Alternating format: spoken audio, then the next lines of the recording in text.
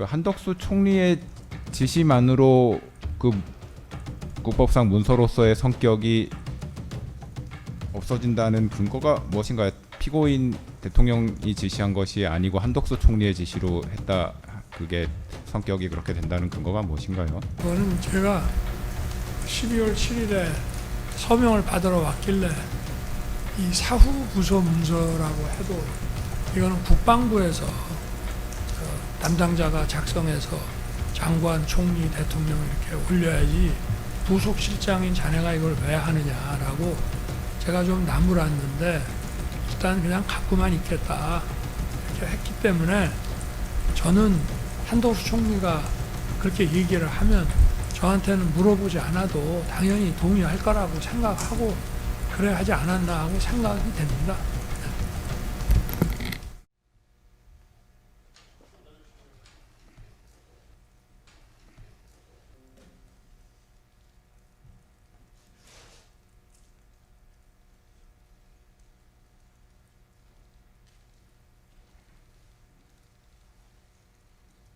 피고인 국민참여재판에 관해서는 희망하지 않는 거 맞으신가요? 예, 앉으십시오. 검사 측 공소사실 유지 진술하시기 바랍니다. 박억수 특별검사보입니다. 지난 공판 준비 기일에 특검이 공소 제기한 1년의 헌법 파괴 범행에 대해 구두로 요지를 진술한 바 있습니다. 오늘은 정식 재판으로는 1회 공판 기일이고 특히 국민들께 공개되는 첫 재판인 만큼 재판부와 국민들께 특검이 수사하여 기소한 공소사실의 내용과 취지를 좀 더 소상히 설명드릴 필요가 있어서 간략하게나마 프리젠테이션 형식으로 모두 진술을 하고자 합니다. 본격 프리젠테이션에 앞서 개괄적인 흐름을 말씀드리면 공소사실 전반부는 피고인이 내란 범행을 하는 과정에 이르는 과정에서 어떻게 헌법상 권력 통제 장치를 무력화했는지, 내란 범행 후 어떻게 헌법 파괴 범행을 은폐하거나 무마하려 했는지 등에 관한 것이고, 국무위원 심의권 침해, 부서 사후 작성, 허위 외신 공보, 공소사실이 이에 해당합니다. 공소사실 후반부는 내란 이후 형사사법 절차 무력화 시도에 관한 것이고, 법원이 내란 수사 및 재판을 위해 발부한 영장의 집행을 막기 위한 일련의 위법 행위가 대표적입니다. 각 공소사실별로 보다 구체적인 내용은 준비된 PPT를 통해 이어서 진술하겠습니다. 네, 이희종 검사입니다. 지금부터 특별검사 모두 진술 프리젠테이션을 시작하겠습니다. 먼저 목차입니다. 보시는 바와 같습니다. 피고인을 비롯한 사건 관계인들의 신분과 지위, 국무위원 심의권 침해, 비상계엄 문서 부서 사후 작성, 외신기자 상대 허위 공보, 내란 수사 방해를 위한 비화폰 현출 방해 및 체포 방해 순으로 말씀드리겠습니다. 첫 번째, 피고인과 사건 관계인들의 신분 및 지위입니다. 피고인은 정부 수반으로서 모든 중앙행정기관의 장을 지휘 감독할 권한을 갖는 대한민국 제20대 대통령이었고, 이 사건 비상계엄과 관련하여 2024년 12월 14일 국회의 탄핵소추 의결에 따라 탄핵심판이 청구되어 2025년 4월 4일 헌법재판소의 탄핵 결정으로 파면되었습니다. 그 밖에 이 사건 주요 관계인들로는 국무총리 한덕수, 국방부 장관 김용현, 대통령 비서실 부속실장 강희구 등이 있습니다. 또한 대통령 경호처 지휘부 및 근무자들로 경호처장 박종준, 경호처 차장 김성훈, 경호처 경호본부장 이광우, 경호처 가족경호부장 김신이 있습니다. 피고인의 국무위원 심의권 침해와 관련된 직권남용 권리행사방해 범행에 대해 말씀드리겠습니다. 이 부분 공소사실은 피고인이 위헌 위법한 비상계엄을 선포하기 위해 헌법상 대통령 권한행사에 대한 내부 통제장치인 국무회의 심의를 어떻게 무력화했는지에 관한 것입니다. 즉, 피고인이 국무회의 심의라는 계엄의 형식적 외관을 갖추기 위해 국무회의 의사 정족수를 맞출 필요가 있었고, 이를 위해 일부의 국무위원들만 임의로 지정하여 연락하도록 하고, 의사 정족수가 채워지자 계엄 선포를 사실상 일방적으로 통보하여 심의에 참여하지 못한 국무위원들의 국무회의 심의 권한을 침해했다는 것입니다. 방금 말씀드린 내용 중 헌법상 대통령 권한 통제 장치에 대해 설명드리면 우리 헌법과 개헌법은 비상계엄을 선포하는 경우 사전에 국무회의 심의를 반드시 거치도록 하여 국무회의 심의가 대통령의 자의적 독단적인 권한 행사를 사전에 견제하는 실질적인 통제 절차로 기능하도록 하고 있습니다. 또한 우리 헌법은 대통령의 국법상 행위는 문서로서 하도록 규정하고 있으며 여기에 국무총리와 관계 국무위원이 부서하여야 합니다. 이는 대통령의 권한 행사를 명확하게 하고 그 책임 소재를 확실하게 하기 위한 것으로 헌법상 요구되는 기관 내부의 권력 통제 장치에 해당합니다. 이 부분 공소사실은 국무위원들의 국무회의 심의 권한이 침해되었다는 것이기 때문에 헌법상 법률상 국무위원에게 그러한 권한이 있다는 점에 대해 설명드리겠습니다. 헌법, 정부조직법 그리고 국무회의 규정에 의하면 의안은 의결사항과 보고사항으로 구분됩니다. 보고사항으로 규정된 내용은 현재 상황에 대한 단순 전달에 불과하고 그 외의 사항에 대해서는 국무위원들에게 의결권까지 인정된다고 할 것입니다. 비상계엄이라는 국가중대사가 단순 보고사항이라고 볼 수 없음은 자명합니다. 또한 대통령의 계엄 선포를 위해서는 국무총리 및 국무위원 전원의 부서가 필요하다는 점을 고려해 보면 계엄 선포에 관한 국무회의 의결과 국무위원회 부서를 위해서는 국무회의에서 국무위원들이 자유롭게 토론하고 의견을 교환하는 등 실질적인 심의가 이루어져야 합니다. 따라서 국무위원들이 계엄 선포에 관한 국무회의에 참여하여 심의할 권한은 헌법 및 법률에 따라 부여된 권한에 해당합니다. 이러한 관점에서 이 부분 사실관계를 구체적으로 말씀드리겠습니다. 국무회의는 헌법상 최고의 정책심의기관이고 국가의 원수이자 행정부의 수반인 대통령은 이러한 국무회의의 의장으로서 국가 중요 정책이 충분히 심의되도록 국무회의를 운영할 의무가 있습니다. 그러나 피고인은 헌법 및 개헌법에 따른 비상계엄 선포 요건이 충족되지 않았음에도 2024년 12월 3일 22시부로 대한민국 전역에 비상계엄을 선포할 계획을 가지고 있었고 같은 날 20시경 국무총리 한덕수와 국무위원 5명, 즉 외교부 장관 조태용, 통일부 장관 김영호, 법무부 장관 박성재, 행정안전부 장관 이상민만 모인 자리에서 비상계엄을 선포할 것이라고 했습니다. 그 다음 피고인은 국무회의에 심의를 거친 것처럼 의결 정족수 11명을 맞추기 위해 임의로 6명의 국무위원들을 특정하여 소집을 통지했고 나머지 7명의 국무위원에게는 소집 통지를 하지 않았습니다. 6명의 국무위원에 대한 추가 소집 통지는 2024년 12월 3일 21시 14분경부터 21시 54분경까지 순차적으로 진행이 됐는데 그 당시 이들에게 비상계엄 선포 계획이나 국무회의 소집 이유 등은 전혀 알려주지 않았습니다.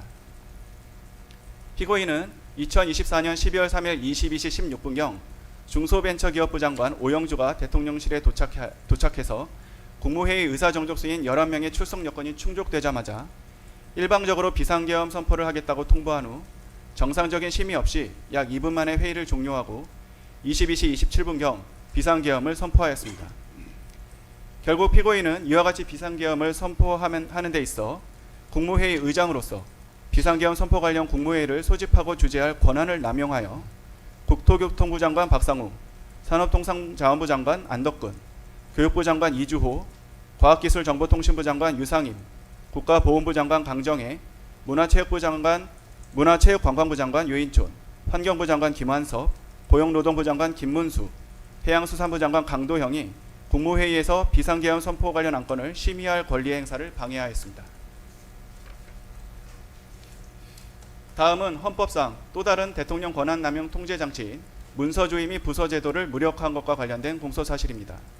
즉 피고인이 비상계엄 선포 절차의 하자를 은폐하기 위해 비상계엄 관련 문서와 부서를 사후에 작성하고 추후 임의로 폐기한 범행에 대해 말씀드리겠습니다. 피고인은 국무위원 부서는 물론 어떠한 문서에 의하지도 않고 비상계엄을 발표하였고 며칠 후에야 마치 국무총리와 국무위원이 부서한 계엄 선포 문건이 계엄 선포 전에 작성되었던 것처럼 사후적으로 작성하였다가 폐기했다는 것이 이 부분 범죄 사실의 요지입니다. 헌법과 계엄법에 따라 국방부 장관은 대통령에게 비상계엄 선포를 건의할 때 국무총리를 거쳐야 하고 비상계엄 선포는 대통령의 국법상 행위로서 문서의 형식으로 하여야 하며 그 문서에는 국무총리와 관계 국무위원이 부서를 해야 합니다. 그리고 헌법이나 법률은 보안이나 시급성 등을 이유로 하여 부서를 생략하거나 국법상 행위 이후에 보완할 수 있다는 예외를 인정하지 않고 있습니다. 하지만 앞서 말씀드린 바와 같이 국방부 장관 김영현이 피고인에게 계엄 선포를 건의할 때 국무총리 한덕수를 거치지 아니하였고 부서 제대와 같은 계엄 선포에 필요한 절차가 준수되지 않는 등 대통령의 비상계엄 선포에 대한 사전 통제 장치가 전혀 기능하지 못하였습니다. 비상계엄 해제 이후 피고인의 비상계엄 선포가 실체적 절차적 요건을 갖추지 못하여 탄핵 사유에 해당한다는 문제 제기가 지속되었고 2024년 12월 4일에는 국회에서 피고인에 대한 탄핵 소추안을 발의하였으며 그 무렵부터 수사기관에 비상계엄 관련 내란 사건 수사가 본격적으로 진행되었습니다. 그 과정에서 대통령 비서실 부속실장 강희구는 12월 6일경 대통령, 국무총리, 국방부 장관의 서명란이 기재된 2024년 12월 3일자 비상계엄 선포문 표지를 워드로 작성하였고 슬라이드 우측 하단에 보시는 바와 같은 양식입니다. 그 뒤에 한덕수로부터 전달받은 비상계엄 선포문을 첨부하였습니다. 이 한덕수로부터 전달받은 비상계엄 선포문은 한덕수가 비상계엄 선포 당시 대통령실에서 받았던 비상계엄 선포문을 보관하고 있다가 강희구의 요청으로 강희구에게 전달한 것이었습니다. 강희구는 위와 같이 2024년 12월 3일자 비상계엄 선포문을 만든 후 국무총리 한덕수로부터 부서를 받았고 이어서 김영현으로부터도 부서를 받은 다음 12월 7일 피고인에게 보고를 했습니다. 이에 피고인은 2024년 12월 3일자 비상계엄 선포문의 대통령란에 서명을 하여 강희구에게 전달했습니다. 즉 슬라이드 우측 하단과 같은 양식의 문서에 국무총리, 국방부 장관, 대통령이 각각 서명한 형태의 문건이 사후적으로 작성되었고 보시는 문건 내용처럼 마치 피고인이 2024년 12월 3일 22시경 비상계엄 선포라는 국법상 행위를 국무총리와 관계국무위원이 부서한 문서로서 해서 헌법 절차가 준수된 듯한 허위 외건이 만들어졌습니다. 강희구는 이와 같이 피고인이 서명하고 한덕수, 김영현이 부서한 2024년 12월 3일자 비상계엄 선포문을 대통령 비서실 부속실에 보관하였습니다. 결국 피고인은 강희구, 한덕수, 김영현과 공모하여 마치 대통령의 국법상 행위인 비상계엄 선포가 국무총리와 국방부 장관이 계엄 선포 전 부서한 문서에 의해 이루어진 것처럼 보이게 하거나 비상계엄 관련 탄핵 또는 수사 절차 등에 행사할 목적으로 대통령이 서명하고 국무총리와 국방부 장관이 부서한 2024년 12월 3일자 비상계엄 선포문을 허위로 작성하고 그 무렵 이를 대통령 비서실 부속실에 보관하는 방법으로 행사했다는 것입니다. 다음입니다. 한편 12월 4일 야당이 발의한 피고인에 대한 탄핵 소추안이 12월 7일 투표 불성립으로 폐기된 가운데 12월 8일 07시 22분경 김영현이 비상계엄 내란 사건으로 긴급 체포되는 등 수사기관의 비상계엄 관련 사건에 대한 수사가 본격적으로 진행되자 한덕수는 12월 8일 08시 30분경 강희구에게 전화하여 사후에 문서를 만들었다는 것이 알려지면 또 다른 논쟁을 낳을 수 있으니 내가 서명한 것을 없었던 것으로 하자고 요청했습니다. 피고인은 12월 10일 강희구로부터 이러한 한덕수의 요청을 보고받자 강희구에게 총리의 뜻이 그렇다면 그렇게 해라 라고 말하여 사후적으로 작성한 비상계엄 선포문의 폐기를 승인하였고 강희구는 피고인의 승인에 따라 2024년 12월 3일자 비상계엄 선포문을 폐기하였습니다. 이로써 피고인은 한덕수, 강희구와 공모하여 대통령 기록물인 대통령이 서명하고 국무총리와 국방부 장관이 부서한 2024년 12월 3일자 비상계엄 선포문을 무단으로 손상함과 동시에 공무소인 대통령실에서 사용하는 서류인 2024년 12월 3일자 비상계엄 선포문을 손상했다는 것입니다. 다음으로 비상계엄에 따른 정치적 사법적 위기를 타개하기 위해 허위의 공부를 하도록 한 직권남용 권리행사 방해 범행에 대해 말씀드리겠습니다. 이 부분 공소사실은 계엄의 실체를 덮고 우호적 국제 여론을 조성하기 위해 사실에 반하는 거짓 내용으로 공보를 했다는 것이므로 실제로 발령되었던 포고령과 그에 따른 조치가 범죄 사실의 전제가 됩니다. 보시는 포고령과 같이 계엄사령관인 육군참모총장 박안수는 2024년 12월 3일 23시 23분경 국방부 장관 김용현으로부터 건네받은 계엄사령부 포고령 제1호를 발령했습니다. 그 내용을 보면 제1항 국회와 지방의회 정당의 활동과 정치적 결사, 집회, 시위 등 일체의 정치활동을 금한다는 부분은 헌법의 근본 원리인 민주주의와 권력분리 원칙을 위반하고 국회의원의 심의표결권을 침해하는 것이고 제2항 언론 출판 집회 제2항은 언론 출파 집회 결사의 자유, 알 권리 등 여러 헌법상 기본권을 침해하는 내용입니다. 하단에서 영장 없이 체포 구금 압수수색을 할 수 있다는 부분은 헌법상 신체의 자유라는 기본권 보장의 핵심인 영장주의를 배제하는 내용입니다. 복잡한 헌법 이론을 따지기에 앞서 그 자체로 헌법에 반하는 내용들입니다. 그와 같이 위헌 위법한 포고령과 피고인의 지시에 따라 경찰과 군인은 국회 봉쇄, 선거관리위원회 민주당사 등 장악, 주요 인사에 대한 영장 없는 체포 및 구금 등을 시도하며 국헌문란 목적의 폭동을 일으켰습니다.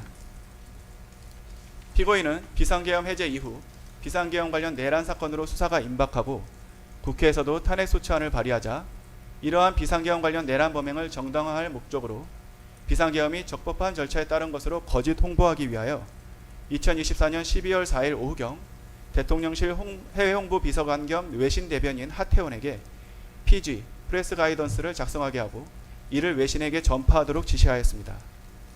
대통령 비서실 직제 등에 따르면 하태원은 외신 브리핑, 외신 보도 분석, 오보 대응, 외신 대변인 협의체 운영, 국제행사, 외교행사, 해외 순방 관련 내외신 공보 대응 등의 직무를 담당하고 있습니다. 피고인이 하태원에게 작성하도록 한 피지의 내용은 아래와 같습니다. 국회의원 과반수의 비상계엄 해제 요구 요건을 알고 있었지만 의원들의 국회 출입을 통제하지 않았다. 국회가 동의 여부를 판단할 수 있도록 국회의원의 본회의장 진입을 막지 않았다. 대통령으로서 헌정 파괴 세력으로부터 자유민주주의 헌법 질서를 지키기 위한 액션은 했지만 합헌적 틀 안에서 행동을 취했다. 현재의 국정마비 상황을 일단 타개하고 질서를 회복하기 위한 것이 목표였다. 헌정 질서 파괴의 뜻은 추호도 없었다는 내용이었습니다. 그러나 앞서 말씀드린 바와 같이 이러한 피지의 내용은 명백히 허위였습니다. 피고인은 국회의 비상계엄 해제 요구 결의를 막을 목적으로 비상계엄을 선포한 직후 국회 주변에 경찰을 동원하여 국회 출입을 전면 차단하였고 군인들을 국회로 출동하게 한 뒤 국회의원을 본회의장에서 끌고 나오도록 지시했으며 헌법과 법률에서 정한 요건과 절차를 위반하여 비상계엄을 선포하였고 국헌을 문란하게 할 목적으로 폭동을 일으켰고 그 모든 과정은 언론을 통해 중계되기도 했습니다. 그럼에도 피고인의 지시에 따라 하태원은 피고인이 알려준 허위의 사실을 피지로 작성한 후 AP통신, AFP, ABC, CNN, 뉴욕타임스, 워싱턴포스트, 아사히신문, 요미우리 신문, 교도통신 등 외신기자에게 전화하여 피지에 기재된 허위 사실을 전달했으며 외교부 부대변인 유창호에게도 외신기자에게 피지 내용을 전달하게 했습니다. 이는 오로지 사실에 입각해 업무를 수행할 의무가 있는 외신 대변인에게 허위 공보라는 의무 없는 일을 하게 한 직권남용 범행에 해당한다는 것이 이 부분 공소사실입니다. 다음 피고인의 내란 이후 형사사법 절차 무력화 범행에 대해 말씀드리겠습니다. 우선 내란 수사를 방해하기 위하여 행한 대통령 등의 경호에 관한 법률 위반 교사 범행에 대해 말씀드리겠습니다. 대통령 경호처 소속 공무원은 직권을 남용하여서는 아니 되고 대통령 경호처 차장 김성호는 경호처 소속 공무원에 대한 지휘 감독 권한이 있는 사람입니다. 12.3 비상계엄 해제 이후 2024년 12월 4일경부터 검찰, 공수처, 경찰 등 수사기관이 피고인과 공범들에 대해 내란죄 등의 수사에 착수하였다는 사실이 대대적으로 언론에 보도되었습니다. 그러자 피고인은 12월 7일경 대통령 경호처 차장이었던 김성훈에게 연락해서 수사받고 있는 그 세 사람의 단말기 그렇게 놔둬도 되느냐, 비아폰이 누군가의 손에 들어가서 함부로 쉽게 볼 수 있으면 그게 비아폰이겠냐, 쉽게 볼 수 없어야 비아폰이지, 조치해라, 그래서 비아폰 아니냐라고 말하면서 내란 우두머리 등 형사사건의 공범인 국군 방첩사령관 여인영, 수도방위사령관 이진우, 육군 특수전사령관 곽종군 이상 3명의 비아폰을 수사기관이 볼 수 없게 조치하라고 지시했습니다. 피고인의 지시를 받은 김성훈은 곧바로 비아폰을 관리하는 대통령 경호처 지원본부장 김대경에게 전화하여 대통령님이 말씀하시더라, 수사받는 세 사람 비아폰 그거 아무나 볼 수 있게 내버려두면 되겠냐고 하면서 조치하라고 하신다 라고 말하면서 여인영, 이진우, 곽종군의 비아폰 단말기의 통화기록 등 정보를 수사기관이 볼 수 없게 조치하라고 지시했습니다. 그러나 김대경이 조치를 계속하지 않자 12월 16일까지 계속해서 수차례에 걸쳐 접속 차단 조치를 해라, 내가 하라고 한 거 왜 안 하냐, 그냥 시키는 대로 하란 말이야, 왜 이렇게 말을 안 들어 등의 말을 하며 같은 지시를 계속하였습니다. 이로써 피고인은 피고인의 형사사건 공범들이 사용하는 비아폰 단말기의 통화기록 등 정보를 수사기관이 볼 수 없도록 하기 위하여 대통령 경호처 차장인 김성훈으로 하여금 지원본부장 김대경을 상대로 직권을 남용하여 부당한 지시를 하도록 교사했습니다. 다음으로 피고인에 대한 내란 수사 및 재판을 위해 법원이 발부한 체포영장 등의 집행을 무력화하기 위해 국가기관인 대통령 경호처를 동원하고 실제로 물리적으로 영장 집행을 저지한 범행과 관련된 공소사실을 말씀드리겠습니다. 이 부분 공소사실은 2024년 12월경부터 25년 1월경까지 법원이 피고인에 대해 2회에 걸쳐 발부했던 영장 집행을 방해하는 과정에서 일어난 범죄로 우선 기본적 사실관계부터 말씀드리겠습니다. 피고인은 2024년 12월 3일 비상계엄 이후 검찰 및 군 검찰이 합동으로 구성한 특별수사본부, 공수처와 경찰, 국방부 조사본부가 합동으로 구성한 공조수사본부의 출석 요구에 단 한 차례도 응하지 않고 출석 불응을 반복하였습니다. 결국 법원은 2024년 12월 30일 피고인을 내란 우두머리 등 혐의로 체포할 수 있는 체포영장과 함께 피고인을 체포하기 위해 대통령 관저 등을 수색할 수 있는 수색영장을 발부하였습니다.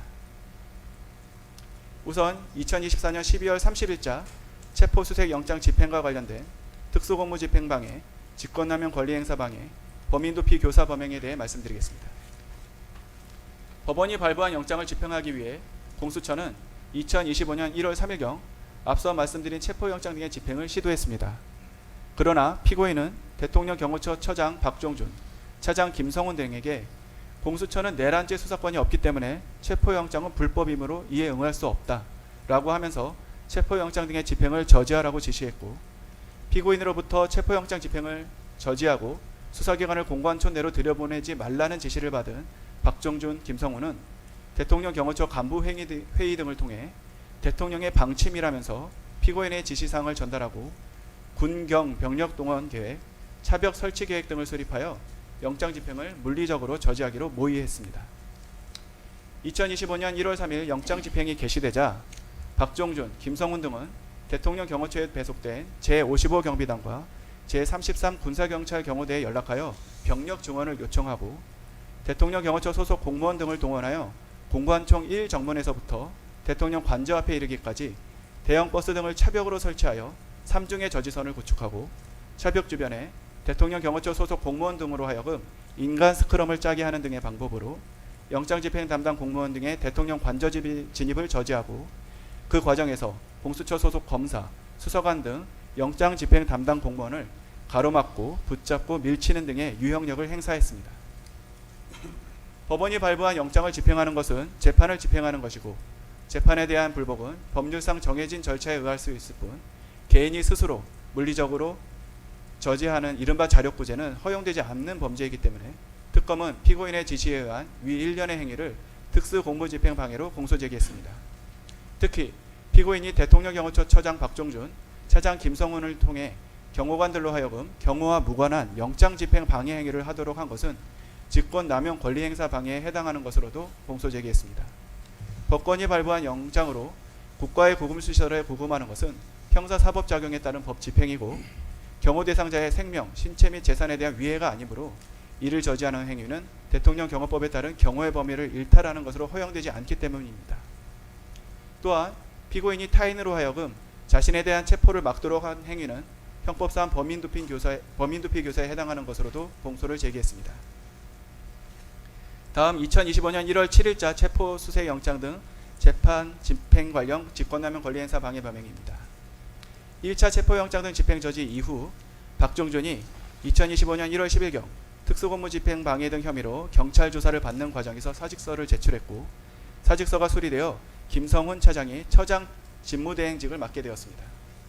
한편 공수처는 위와 같이 1차 체포영장 등의 집행이 무산된 후 2025년 1월 7일 피고인에 대한 체포 및 수색영장을 다시 발부받아 2025년 1월 15일 영장 집행을 시도하였습니다. 피고인은 자신에 대한 공수처의 영장 재집행을 예상하였고 공수처의 체포영장 등 집행에 응할 수 없다는 피고인의 기조는 대통령 경호처장 박종준의 사임으로 처장 직무대행이었던 김성훈과 경호본부장 이광호에게 계속하여 유지되었습니다. 이러한 피고인의 기조에 따라 김성훈, 이광호는 공수처의 체포영장 등 집행을 저지하기 위해 대통령 경호처 소속 공무원 등을 동원하여 공관촌 내 주요 지점에 차벽과 윤형 철조망을 설치하고 인간 스크럼 짜기 훈련을 수차례 실시하였습니다. 이로써 피고인은 김성훈, 이광우와 공모하여 대통령 경호처의 업무를 총괄하고 소속 공무원을 지휘 감독하는 대통령 경호처장 등의 권한을 남용하여 소속 공무원으로 하여금 2025년 1월 7일자 체포영장 등 재판의 집행을 저지하기 위해 차벽과 철조망을 설치하게 하거나 인간 스크럼 훈련을 실시하도록 하는 등 의무 없는 일을 하게 하였습니다. 앞서 말씀드린 것과 같이 위와 같은 행위는 경호의 범위를 벗어나는 것이므로 직권남용 권리행사 방해죄에 해당합니다. 다음으로 위력 순찰 등 총기 소지와 관련된 직권남용 권리행사 방해 범행에 대해 말씀드리겠습니다.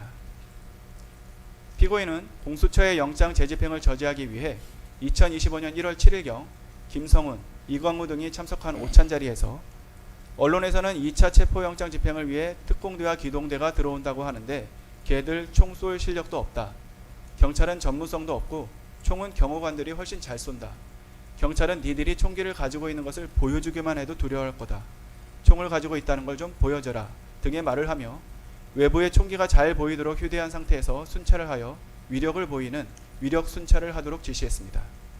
이에 따라 김성훈, 이광우는 경호처 대테러 직원들로 하여금 위력 순찰을 하도록 하고 이광우는 기관단총 2정과 실탄 80여 발을 가족경호부 사무실에 배치해두기도 하였습니다. 이로써 피고인은 김성훈, 이광우와 공모하여 경호처 소속 공무원으로 하여금 위력 순찰 등을 실시하도록 하는 등 의무 없는 일을 하게 하였고 이 부분도 앞서 말씀드린 것과 같은 이유로 직권남용 권리행사 방해로 기소를 했습니다. 특별검사는 이와 같은 일련의 헌법파괴 및 형사사법체계 부정행위에 대해 피고인을 특수공무집행 방해, 허위공문서 작성 및 허위작성 공문서 행사, 대통령 기록물 관리에 관한 법률 위반, 공영서류 손상, 직권남용 권리행사 방해, 대통령 등의 경호에 관한 법률 위반 교사, 범인 도피 교사로 공소 제기하였고 각 적용법조는 보시는 바와 같습니다. 이상으로 특별검사의 공소요지 진술을 마치겠습니다. 예, 공소 사실에 대한 피고인 측 의견 진술하시기 바랍니다. 김홍일 변호사입니다. 민주공화국의 요체는 상권 분립과 법치주의이고 상권 분립의 핵심은 사법이 법에 따라 입법 행정권의 남용을 견제하는 것이며 법치주의는 인치, 정치 위에 법이 존재하는 것이라고 믿고 있습니다. 본건에 대한 재판부의 판단은 오늘의 이 광풍이 지난 후에도 오래도록 대한민국 역사에 남을 것입니다.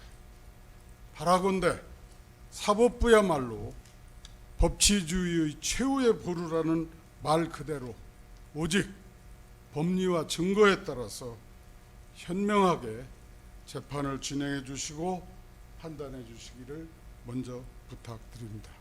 이하에서는 개별 범죄 사실에 대해서 변호사들이 PPT로 설명을 드리겠습니다. 네, 김계리 변호사입니다.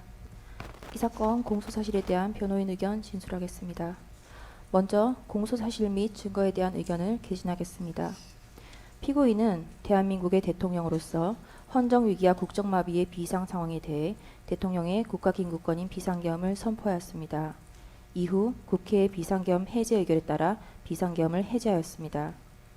그런데 이 사건은 대통령의 국가긴급권 행사인 비상계엄 선포를 내란으로 기소한 것에서 더 나아가 비상계엄의 선포를 위한 국무회의의 소집 및 심의 과정을 별도로 직권남용으로 의율하고 있으며 국제사회에 대한민국의 헌정질서가 원활하게 작동되고 있음을 알린 공보행위를 범죄라고 하면서 허위공보에 의한 직권남용으로 의율하고 있습니다. 또한 수사권이 없는 공수처에 의한 불법한 수사와 위법한 체포 영장 집행 행위에 대한 대통령 경호처의 정당한 직무집행을 공무집행 방해로 의율하고 있습니다. 이 사건 공소사실은 대통령의 정당한 권한행사를 직권남용으로 대통령의 경호처의 적법한 경호행위를 공무집행 방해로 구성하고 있는 바 피고인은 이 사건 공소사실을 전부 부인합니다. 증거에 대해서는 추후 별도 의견으로 말씀드리도록 하겠습니다. 이 사건 일부 공소 사실 국무위원 심의권을 침해하여 직권남용 권리행사 방해죄가 성립한다는 부분은 계엄의 과정에서 발생한 행위로 이미 내란 우두머리 사건에서 기소되어 있는 부분이므로 이중 기소에 해당합니다. 대법원은 내란의 실행 과정에서 어떤 행위에 수반하여 발생한 행위는 내란 행위의 구성 요소를 이루는 것으로 흡수되어 별죄를 구성하지 아니한다라고 판시하였습니다. 이 사건 국무회의 심의권 침해 관련 공소 사실은 계엄을 선포하고 해지하는 과정에 있어서 필수 불가결한 국무회의에 관한 부분이므로 별죄를 구성하지 않음이 명백한 것입니다. 물론 피고인에 대한 내란 혐의에 대하여 무죄가 선고될 경우에 그 이후에 개별 실행 행위에 대해서 직권남용 혐의 등이 별도로 검토될 수는 있을 것이나 이는 내란 혐의에 대한 재판에서 예비적 공소 사실로 주장되어야 할 것이지 별도로 기소되는 것은 안 될 것이라 할 것입니다. 대법원은 이러한 이중 기소의 경우 공소기각 판결을 하도록 규정한 형사소송법 제327조 제3호의 취지는 동일한 사건에 대하여 피고인으로 하여금 이중 위험을 받지 아니하게 하고 법원이 두 개의 실체 판결을 하지 않도록 하게 하는 것이라고 하였습니다. 이 사건은 동일한 사건에 대하여 피고인으로 하여금 이중 위험을 받도록 하고 있으므로 공소기각 판결을 하여야 할 것입니다. 이 사건 개별 공소 사실에 대한 의견을 개진하겠습니다. 먼저 국무위원 심의권 침해 관련 직권남용 권리행사 방해 공소 사실에 대하여 말씀드리겠습니다. 직권남용 권리행사 방해죄의 성립 요건에 관하여 대법원은 해당 공무원의 일반적 직무 권한에 속하는 사항에 관하여 직권을 행사하는 모습으로 실질적 구체적으로 위법 부당한 행위가 있어야 하고 이로 인하여 상대방으로 하여금 의무 없는 일을 하게 하거나 권리 행사가 방해되는 결과가 발생하여야 한다라고 판시하고 있습니다. 즉 범죄가 성립하기 위하여는 위법 부당한 행위가 있어야 하고 구체화된 권리의 현실적 방해가 일어나야 하는 것입니다. 특검은 헌법에 존재하지도 아니하는 국무위원의 심의권이라는 개념이 존재한다고 주장하면서 국무회의의 심의는 의결을 포함하는 절차라고 하고 있습니다. 심지어 국무위원에게 국무회의에 출석하여 심의에 참여하고 기명으로 반대 의견을 표명하여 이를 국무회의록에 남기고 의결에서 반대표를 행사하는 등의 방법으로 헌법을 수호하여야 할 권한과 책무가 있다라고 주장하고 있습니다. 우리 헌법상 국무회의의 법적 성격에 대하여 살펴보겠습니다.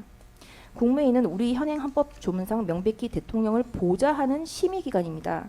우리 헌법 제88조 제1항은 국무회의를 심의기구로 규정하고 있습니다. 당연히 의결에 대한 규정은 헌법에 없습니다. 대통령은 국무회의 심의에 기속되지 않으며 사전적 통제 절차로서만 의미를 가지는 것입니다. 헌정사적 의미를 살펴보겠습니다.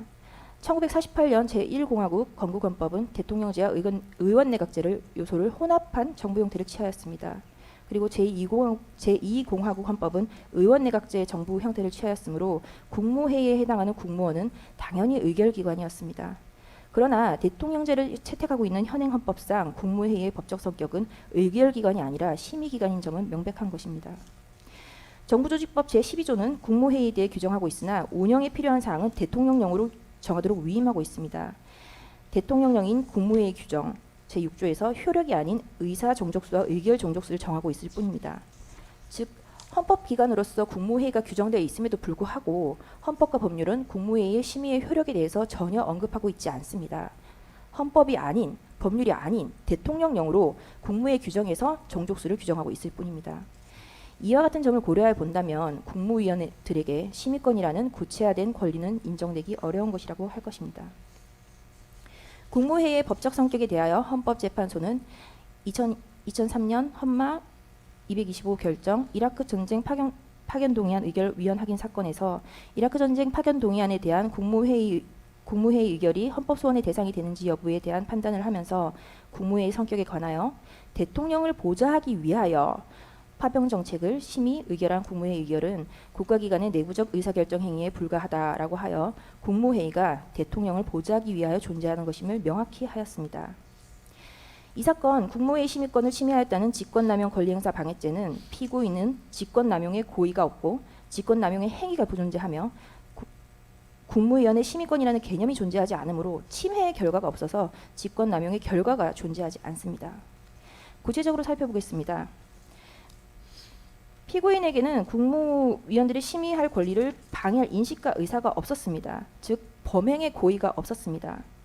특검은 피고인이 소집 연락을 한 피고인이 소집 연락을 한 국무위원이 올 때까지 기다리지 않아서 내지는 소집 연락을 하지 않아서 국무위원의 심의할 권리 행사를 방해했다고 주장을 합니다. 그러나 피고인이 별건으로 재판을 받고 있는 내란 우두머리 사건의 공소장 기재 사실은 오히려 피고인이 적극적으로 국무회를 개최하고 회의에서 열띤 토론을 하였음을 적시하고 있습니다. 피고인에 대한 내란 우두머리 사건 공소장 제41쪽입니다. 그 목차를 보시면 피고인의 국무회의 소집 등이라는 제목으로 피고인은 2024년 12월 3일 10시라고 되어 있습니다만 20시로 보입니다. 20시 30분 무렵부터 21시 33분까지 사이에 직접 또는 김용현 대통령실 부속실을 통해 국무총리 한덕수를 비롯한 국무위원들 및 국무회의에 배석할 국가정보원장 조태용 등에게 대통령실로 출석할 것을 지시하였다. 그리고 국무회의 구성원 11명 소집 전 상황이라고 해서 국무회의 정족수가 성원이 되기 전까지 2024년 12월 3일 20시 20분경부터 22시 00분경까지 약 1시간 40분 동안 국무회의 정족수에 이르지 못하는 상황에서 국무총리 한덕수, 외교부 장관 조태열, 경제부총리 겸 기획재정부 장관 최상목 등이 자신의 의견을 적극적으로 개진하고 그럼에도 불구하고 피고인이 그에 대한 반박을 하는 과정을 적시하고 있습니다. 피고인은 종북 좌파들을 이 상태로 놔두면 나라가 거덜난다. 국무위원의 상황인식과 대통령의 상황인식은 다르다라고 하였고 외교부 장관 조태열에게 재외 공간을 통해 대외관계를 안정화시켜라 라는 내용의 문서를 건네주었다라고 기재하고 있습니다. 국무회의 구성원 11명 소집 후 상황입니다. 22시 17분경 송미령이 도착하여 국무회의 정족수 11명이 모이게 되자 22시 17분부터 22시 22분경 배석한 국무위원들에게 장관들의 입장에서 보는 상황인식과 책임감은 대통령으로서 보는 것과 다르다. 이것은 대통령이 내가 결단한 것이고 대통령이 책임지고 하는 것이다. 지금 계엄을 선포할 수밖에 없다. 국무회의 심의를 했고 발표해야 하니 나는 간다. 국무회의를 심의를 했고 발표해야 하니 나는 간다 라고 말을 했다고 기재하고 있습니다. 검찰이 하자 있는 국무회의라고 주장하는 이 공소장 기재에 의한다 하더라도 피고인은 20시 20분경부터 국무회의 정족수 11명이 소집될 때까지 계엄 선포를 미루고 국무위원들과 계엄 선포에 대해서 열띤 심의를 하였고 22시 17분경부터 11명의 정족수가 충족되자 22시 22분경까지 심의한 후에 22시 23분경 계엄을 선포하였음이 확인됩니다. 그렇다면 피고인의 국무회의에 대한 인식과 의사는 미처 도착하지 못한 국무위원들에 대한 배제 그리고 배제가 아닌 국무회의 정족수 11명의 성원을 기다린 것으로 국무회의의 적법 요건을 적극적으로 갖추고자 하였던 것임이 확인되어 이 사건 공소 사실의 피고인의 고의가 부존재함을 확인할 수 있습니다. 그리고 피고인에게는 직권남용 행위가 부존재합니다. 피고인은 당시 대통령실 인근에 있거나 위치가 확인되어 빨리 올 수 있는 국무위원을 부른 것일 뿐 특정 국무위원을 지정해서 배제하거나 국무위원들이 국무회의에 참석하지 못하도록 방해 행위를 한 사실이 없습니다. 전술을 한 바와 같이 피고인은 국무회의의 심의에 기속되지 않으므로 특정 국무위원을 배제할 이유가 전혀 없습니다.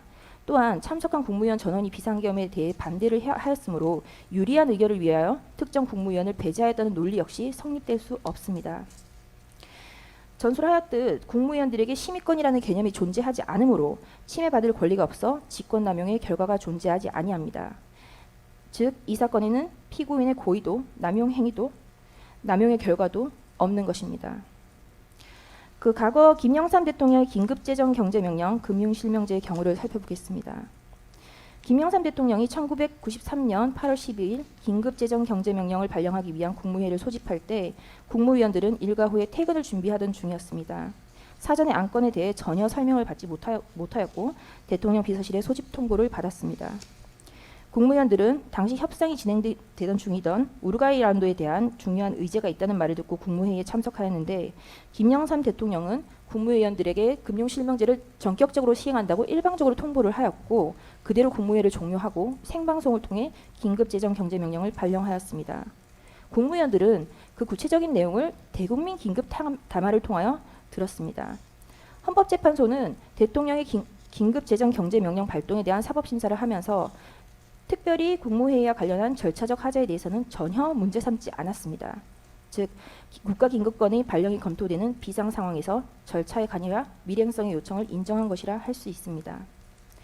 당시 한겨레 신문기사를 보겠습니다. 이 신문기사를 보면 6시에 긴급 국무회의 소집 통보가 있기 전까지 국무회의 소집 사실은 물론 내용조차 전혀 감지하지 못하였으며 7시에 긴급 임시 국무회의가 소집되었으며 7시 30분에 발표를 하고 8시를 기해 금융실명제가 전격 실시되었음을 기사로 확인할 수 있습니다.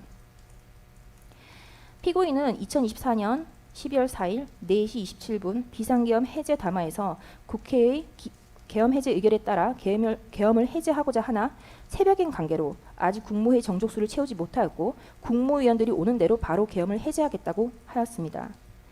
그에 따라 2024년 12월 4일 4시 27분에서 4시 29분 단 2분 동안 비상계엄 해제 국무회의가 있었고 국무위원이 도착하여 성원이 되는 대로 국무회의를 개최하였으며 국방부 장관의 제안 설명에 아무런 발언도 하지 않았다고 회의록은 명확히 기재하고 있습니다. 특검의 논리대로라면 이 비상계엄 해제 국무회의는 국무위원 전원이 도착하기를 기다리지 않고 회의를 개최하고 별다른 심의를 하지 않고 국방부 장관만 발언을 하였으므로 하자 있는 심의가 되어 위법한 국무회의이고 적법한 계엄 해제가 존재하지 아니하는 것으로 지금 현재 계엄 상태여야 합니다. 그렇다면 특검이 이 비상계엄 해제 국무회의 역시 직권남용으로 기소하여야 합니다. 기소하지 아니하는 것 자체가 모순인 것입니다. 특검의 주장이 말이 되지 않으면 명확하고 이 사건 공소제기는 억지식 공소제기로 제기되지 아니함이 명백한 것입니다. 민주당과 일부 언론 그리고 일부 사람들은 이 사건 비상계엄이 독재를 위한 계엄, 친위 쿠데타, 계엄이 내란이라는 프레임과 허위의 선동을 지속하고 있습니다. 이 사건 공소장 9쪽입니다. 공소장 제9쪽은 피고인의 비상계엄의 선포 이유에 대하여 피고인은 야당이 국회의 다수를 차지하고 쟁점 법안들에 대한 단독 처리를 강행하며 국무위원, 검사 등 다수의 고위공직자를 탄핵하는 등 국정 운영에 어려움을 겪는다는 사유만으로는 헌법과 계엄법에 규정된 비상계엄 선포 요건에 해당하지 않음에도 위와 같은 사유를 내세워 2024년 12월 3일 22시경을 기하여 대한민국 전역에 비상계엄을 선포하기로 결심하였다라고 적시하고 있습니다. 민주당이 임명한 특검 기재의 공소장에 의한다 하더라도 피고인의 비상계엄은 민주당의 일당 독재의 폭주의 원인이 있었던 것임을 명확히 적시하고 있습니다. 피고인이 장기 독재를 꿈꾼다거나 하는 허황된 사실을 적시하지 못하고 있습니다. 비상계엄의 선포 요건은 오로지 당시 대통령이었던 피고인이 판단할 사항이며 특검이 판단할 문제가 아님을, 내란이 아님을, 사법심사의 대상이 아님을 다시 한번 지적해두고자 합니다. 다음으로 비상계엄 선포 문건의 사후 작성 공소 사실에 대해 말씀드리겠습니다. 사건 당시 강의구 부소실장은 민정수석으로부터 대통령의 국법상 행위는 형식적으로 문서화되어야 한다는 의견을 전달받았습니다. 이에 따라 강 실장은 비상계엄 선포문 자체는 국방부 장관이 이미 작성해온 상황이었기 때문에 그 앞에 붙일 행정서식 수준의 표지 정도는 필요하다고 판단해서 임의로 해당 표지를 작성하게 된 것입니다. 이후 이 표지에는 국방부 장관, 국무총리 서명을 먼저 받은 뒤 24년 12월 7일 피고인에게 재가를 올렸습니다. 하지만 당시 피고인은 해당 표지를 보고 왜 부속실이 이런 문건을 작성하느냐고 물었고 강 실장은 그냥 복원만 하려고 한다라고 말하며 서명을 요청하였기에 피고인은 장관과 총리 서명을 확인한 뒤이어 서명한 것에 불과합니다. 이후 12월 8일 한덕수 총리가 강의구 실장에게 별것 아닌 표지가 혹시나 논란될 수 있으니 파기하라는 취지로 연락을 했고 결국 강의구 실장은 피고인에게 별도 보고 없이 행정총괄인 국무총리의 뜻에 따라 이 사건 표지를 폐기하기에 이르렀습니다. 이 사건에서 문제가 된 표지는 공소장이나 일부 언론 보도에서 주장하는 바와 달리 비상계엄 선포문을 사후에 새로 작성한 문서나 부서의 외관을 작출한 것이 아닙니다.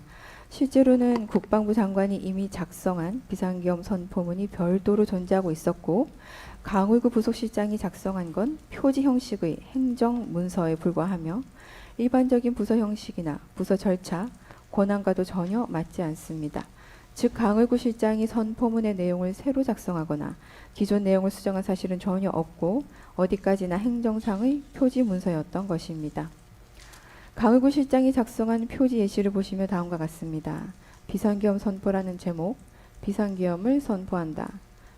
2024년 12월 3일이라는 내용이고 대통령, 국무총리, 국방부 장관 서명란이 첨부된 한 장의 행정표지 양식임이 명확하고 별도로 강의구 부소실장이 선포문 내용을 작성하거나 수정할 여지는 전혀 없습니다.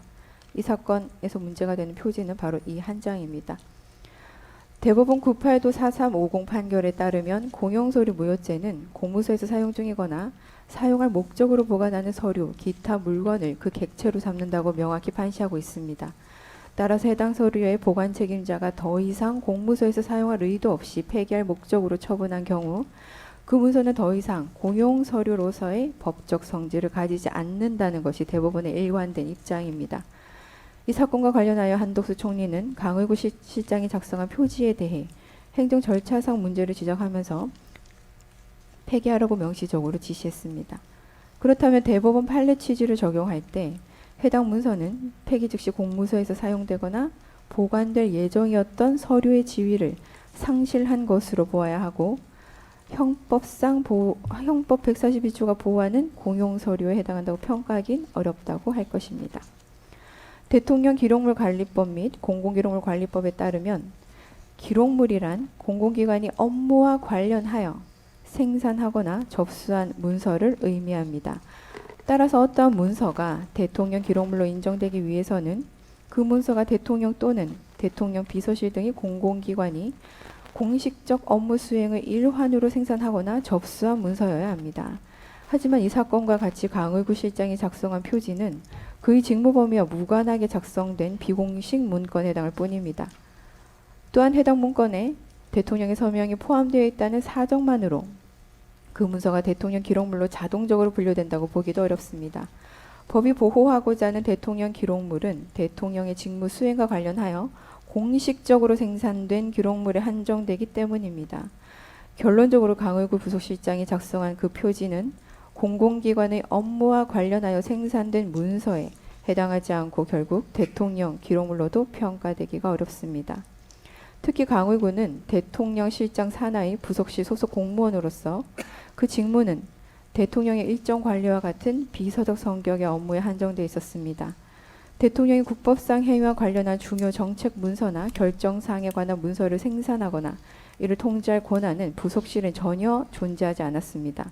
이와 같은 조직적 직무적 한계를 감안할 때 강의구 실장이 임의로 비상계엄 선포문의 표지 문건을 작성한 것은 그 직무 범위를 벗어난 무권한의 행위로서 행정적으로나 법적으로 효력을 인정받기 어려운 문서일 수밖에 없습니다. 더욱이 이 표지는 국무총리가 폐기를 지시한 문건으로 정식 문서로서의 성격조차 유지되지 못했습니다. 공소사실은 마치 피고인이 비상계엄 선포가 위법하다는 판단을 미리 예상하고 이를 사후에 정당화하기 위해 부서란이 포함된 비상계엄 선포문 양식 문서를 허위로 작성한 것처럼 지금 서술하고 있습니다. 그러나 피고인은 사건 당시 해당 표지가 사전 결재를 요하는 선포문의 일부 문서가 아님을 명확하게 인식하고 있었고 소급적으로 적법성을 가장하기 위해 허위 문건을 작성할 동기가 전혀 없었습니다. 실제로도 해당 표지는 단순한 형식 보완을 위한 서식에 불과했고 피고인에 의해 강제로 작성되었다거나 작성 지시가 있었다거나 법적 정당성을 확보하기 위한 허위 문서로 활용된 바도 없습니다. 이는 피고인이 헌법재판소 탄핵심판 과정에서도 직접 진술한 바 있습니다. 피고인은 비상계엄 선포와 관련하여 허위 내용의 공문서를 작성할 필요성도 없었고 사후 외관을 조작하거나 위작할 고의 역시 없었습니다. 결국 피고인에게는 그와 같은 문서를 만들어 사후적으로 정당성을 꾸며야 할 이유가 전혀 없었다는 점을 명백하다고 할 것입니다. 결과적으로 이 사건에서 강의구 부속실장이 작성한 표지는 그 자체로 직무행위에 해당하지 않으므로 형법상 허위공문서 작성죄의 객체로 볼 수 없습니다. 나아가 해당 문서는 단순히 책상 서랍에 즉시 보관되었을 뿐 외부에 제출되거나 실질적으로 행사된 사실이 전혀 없습니다. 공소장 어디에도 이 문서가 어떤 방식으로 어떤 목적으로 사용되었는지에 대한 구체적인 기재조차 존재하지 않습니다. 행사의 사실 내지 목적이 인정되지 않는 이상 문서죄 동행사로 의율할 수는 없을 것입니다. 결국 이 문건은 직무와 무관한 자가 임의로 작성한 문서이며 행사 목적도 명백히 결여되어 있기 때문에 허위공문서 작성 및 동행사죄를 적용하는 것은 법리상 어렵다고 할 것입니다. 앞서 설명드린 바와 같이 이 사건 표지 문서는 공용서류로서의 성질을 상실하였고 대통령 기록물로도 분류될 수 없습니다. 무엇보다 피고인은 비상계엄 해제 이후에야 뒤늦게 이 문서의 존재, 폐기 사실을 보고받았고 작성 단계에서는 사전 보고조차 받지 못했습니다. 피고인이 강의구 부속실장, 한덕수 국무총리와 본 사건을 사전에 공모하였다는 취지의 주장은 공소장에 기재되어 있음에도 불구하고 이를 뒷받침할 만한 아무런 증거도 존재하지 않습니다. 결국 이 문서는 피고인이 사후에 알게 된 사실임을 감안할 때 대통령 기록물 관리법 위반과 고명서류 손상 혐의는 애초부터 성립될 수 없다는 점이 확인됩니다. 결국 이 사건 표지에 대한 공소 제기는 아무런 근거가 없고 법리적으로 타당하지 않은 것으로 평가하여야 할 것입니다. 다음으로 비상계엄 외신 공보 관련 직권남용 권리행사 방해에 대해 말씀드리겠습니다. 대법원 2018도 2236 전원 합의체 판결에 따르면 공무원이 직권을 남용하여 타인으로 하여금 어떠한 일을 하게 한 경우라도 그 상대방이 공무원이나 유관기관의 임직원이고 그 상대방의 행위가 직무범위 내에서 이루어졌으면 특별한 사정이 없는 한 법령상 의무 없는 일을 한 것으로 보기 어렵다라고 판시하고 있습니다. 대통령실의 대변인은 대통령의 입장을 국민과 외부에 전달하는 사자의 역할을 하는 자이지 독자적인 가치 판단이나 사실 판단에 따라 보도 내용을 선별하는 권한을 가진 주체가 아닙니다. 설령 대통령의 입장이나 발언이 객관적 사실과 차이가 있거나 논란의 여지가 있다 하더라도 이를 전달한 대변인에게 객관적 팩트를 일일이 검증해야 할 법적 의무를 부여할 수는 없습니다. 대변인의 역할은 대통령의 입장을 정확하게 왜곡 없이 전달하는 데 그치며 그 내용에 대한 최종 책임은 당연히 대통령에 귀속됩니다. 최근 이재명 대통령이 미국에서 트럼프 전 대통령과 경제실무 회담을 진행한 직후 국내 언론 보도와는 상반된 주장을 타임지와 인터뷰에서 밝힌 것을 예로 들어보겠습니다. 대통령은 대통령실은 회담 직후에 경제회담이 화기애애하게 진행되어 합의문이 필요조차 없었다고 발표했습니다만 이재명 대통령은 타임지 인터뷰를 통해 미국의 요구가 워낙 엄격해서 그대로 관세 협상을 했으면 탄핵을 당했을 것이다 라고 발언을 했습니다. 특검의 논리대로라면 이러한 대통령실의 입장 표명과 관련해 이재명 대통령은 직권남용죄가 성립된다 할 것입니다. 즉 대통령실 공보 내용과 현실 사이의 괴리가 곧 직권남용의 근거가 된다면 역대 모든 대통령실의 공보나 발표는 형사처벌의 검토 대상이 될 수 있다는 의미입니다. 결국 모든 정권의 공보 담당자들, 그 지시자인 대통령들은 해당 정권의 공보 행위로 인해 형사 책임을 부담할 가능성이 있다는 결론에 이르게 됩니다. 이는 형법이 정한 직권남용죄의 요건을 명백히 초월하는 것일 뿐만 아니라 공무원의 정당한 직무 수행을 지나치게 위축시키고 정치적 책임과 형사적 책임을 혼동하는 위험한 전례를 만드는 것입니다. 이 사건 홍보비서관을 통해 공지된 내용은 다음과 같습니다. 아까 특검에서 진술했기 때문에 넘어가겠습니다. 실제로 그 당시 국회의원들은 본회의장에 모여 2시간 반 만에 비상계엄 해제를 의결하였습니다. 비상계엄 선포 당시부터 경고성 계엄임을 발표했던 피고인이 위와 같은 공지를 한 것에 대해 외신 대변인은 대통령의 입장을 공보함으로써 본인의 업무를 처리한 것일 뿐입니다. 피고인은 비상계엄 선포 목적에 대해 거대 야당의 반복적인 탄핵 시도로 인한 행정 사법 기능의 마비, 위헌적 법률안의 남발, 일방적인 예산안 삭감 등으로 인한 국정 운영의 혼란과 헌정 위기를 해소하기 위한 조치였음을 일관되게 주장해 왔습니다. 설령 국가김급권 발동에 대한 사법심사가 가능하다 하더라도 그 필요성과 판단은 당시 상황을 종합적으로 고려한 대통령의 고유한 판단 영역에 해당한다는 점은 법리상 명백합니다. 피고인은 주권자인 국민에 대한 메시지 계엄을 통해 헌정 질서 위기를 해소하고자 하였고 국회에서의 해제 의결에 따라 즉시 비상계엄을 해제하였습니다. 하지만 비상계엄 선포와 해제 과정 자체가 국제사회에 불필요한 우려를 줄 수 있었고 이는 대한민국 대외 신인도에 중대한 영향을 미칠 가능성이 분명히 있었습니다. 이에 피고인은 대한민국의 헌정 시스템이 정상적으로 작동 중이며 대통령과 국회가 각자의 역할을 통해 질서 회복에 나서고 있다는 점을 국회사회에 분명히 알릴 필요가 있었다는 판단 하에 이 나라가 건재하다는 취지의 공보 지시를 내렸던 것입니다. 구체적 사실관계를 보면 올해 초 헌법재판소의 증인으로 출석한 조지호 경찰청장과 김봉식 청장 증언에 따르면 피고인은 국회의원들의 국회 출입을 통제하라고 지시한 사실이 없고 오히려 신분 확인 후 출입을 허용하도록 지시하였습니다.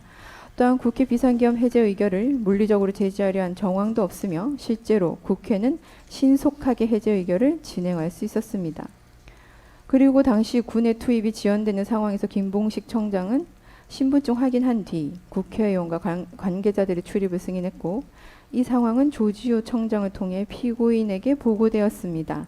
당시 피고인의 명확한 입장은 국회의원과 국회 직원들을 모두 들여보내라는 것이었습니다. 또 비상계엄 해제 의결 이후 피고인은 김봉식 청장에게 격려의 뜻을 전달하면서 경찰이 초기에 적절히 관계자들을 출입시켰다고 상황이 원활히 마무리되었다고 평가하기도 했습니다. 피고인은 군 출동과 관련하여 국방부 장관에게 국회의 질서 유지를 위한 충돌일 뿐이기 때문에 민간인과 물리적 충돌이 있어서는 안 된다는 점을 명확히 지시한 바도 있습니다. 특검은 공소사실에서 피고인이 경찰을 시켜 국회 외곽을 봉쇄 및 차단하고 국회의원들을 다 잡아들이라 지시하고 국토방위 사령부 병력으로 하여금 국회 진입, 비상계엄 해제의결 방해 시도를 하고 본회의장 문을 부수고 총을 쏴서라도 끌어내라고 하였다. 그리고 주요 인사들에 대한 합동, 체포도 편성 운영을 했다는 등등의 일방적인 주장을 하고 있지만 피고인은 현재 내란 우두머리 사건 재판에서 이에 대해 적극적으로 다투고 있습니다. 이러한 다툼의 존재 여부와는 별개로 객관적인 사실을 살펴보면 피고인은 계엄 해제에 필요한 국무회의 의사 정족수가 충족되는 즉시 계엄을 해제하겠다는 내용의 대국민 담화를 미리 발표한 바도 있습니다. 이후 국회의원들이 국회 입장에서 계엄 해제 요구 의결을 진행하자 피고인은 즉각적으로 병력을 철수시키고 국무회의를 개최하여 계엄을 해제하였습니다. 대통령의 국가긴급권 행사는 헌법에 그 근거가 있습니다. 그리고 국회의 비상계엄 해제 의결 및 해제 절차 과정은 오히려 대한민국의 헌정 시스템이 정상적이고 완전하게 작동하고 있음을 보여주는 방증일 것입니다. 따라서 이와 같은 상황을 국내외 언론에 충분히 설명하고 공보를 하는 것은 당연한 것입니다. 오히려 정부가 이러한 사실을 외신에 전혀 공지하지 않았다면 국제사회에 스스로 무정부 상태임을 자인하는 것과 같은 잘못된 인식을 줄 수 있고 이는 외교적 경제적으로 더 큰 혼란과 손실을 초래하였을 것입니다. 해외 홍보비서관은 외신 브리핑을 담당하는 직무에 있고 해당 직무 범위 내에서 정부의 비상계엄 선포 및 해제에 관한 입장을 발표하였습니다. 이는 사전에 정해진 업무 절차와 기준에 따라 이루어진 것이므로 직무 범위를 일탈하거나 의무 없는 행위를 한 것이 아닙니다. 설령 상급 공무원이 대통령이 실무 공무원이 홍보비서관에게 비서관 본인의 일인 공보 업무를 지시한 행위가 일견 직권의 남용으로 평가된다 하더라도 앞서 언급한 대법원 전원합의체 판결에 따르면 그 지시에 따라 이행된 행위가 법령에 정해진 실무 공무원의 직무 범위 내라면 이는 의무 없는 일을 하게 한 것으로 볼 수 없는 것입니다. 따라서 이와 같은 경우 직권남용 권리행사 방해죄의 구성 요건을 충족하지 않으며 형사처벌의 대상이 되지 않습니다. 결론적으로 이 사건에서 대통령의 입장을 외신 브리핑을 통해 발표하도록 한 행위는 외신 대변인에게 직무 외의 의무를 부과한 것이 아니라 본래의 직무 범위 내에서 이루어진 것으로 봐야 하고 이런 피고인의 행위를 두고 직권남용 권리행사 방해가 성립한다고 보는 것은 사실관계와 법리 양면을 모두 왜곡한 해석에 해당합니다. 따라서 특검의 기소는 법적 근거에 기초하였다기보다는 정치적 목적이 개입된 기획 기소로 평가될 수 있다는 우려가 있습니다.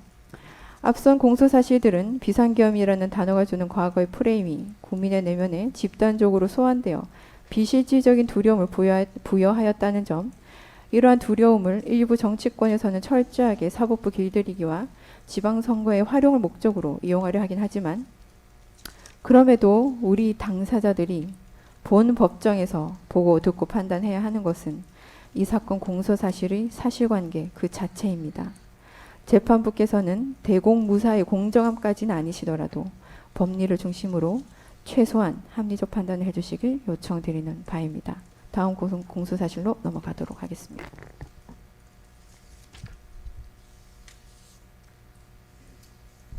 다음으로 비화폰 통화 내역 삭제 지시 관련 공소 사실 문제점에 대해서 말씀드리겠습니다.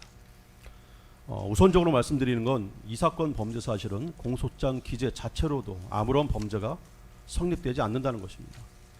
공소장 기재에 하더라도 피고인이 김성훈 경호차장에게 지시한 것은 당시 보안 사고가 발생하면 어떠한 조치를 취해야 하는지 물어보면서 사령관들 비화폰에 대해서도 조치하라고 지시한 것뿐입니다. 이러한 지시에는 어떠한 위법도 없습니다. 비화폰은 군사 암호자재이고 그 통화 내용은 특검에서도 압수물 목록에 기재하였듯 군사 기밀 자료입니다. 비록 영장에 의하더라도 그 접근이 제한되는 자료이며 영장 발부와 상관없이 별도의 군사기밀 열람 등의 절차를 요합니다.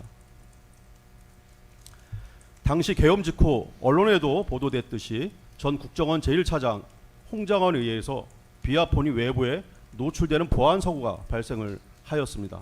또한 비슷한 시기에 계엄 사무를 수행한 사령관들도 직무가 배제되어 경호처 비화폰을 더 이상 소지할 수 없게 되었습니다. 그러나 각 사령관들의 비화폰은 반납되지 않았고 보안 사고가 발생하게 된 것입니다. 즉 비화폰의 암호 체계 등이 외부에 노출될 위험에 처하게 된 것입니다. 이러한 보안 사고가 발생하는 경우에는 대통령 경호처 보안통신 규정과 대통령 경호 보안 업무 규정에 따라서 즉시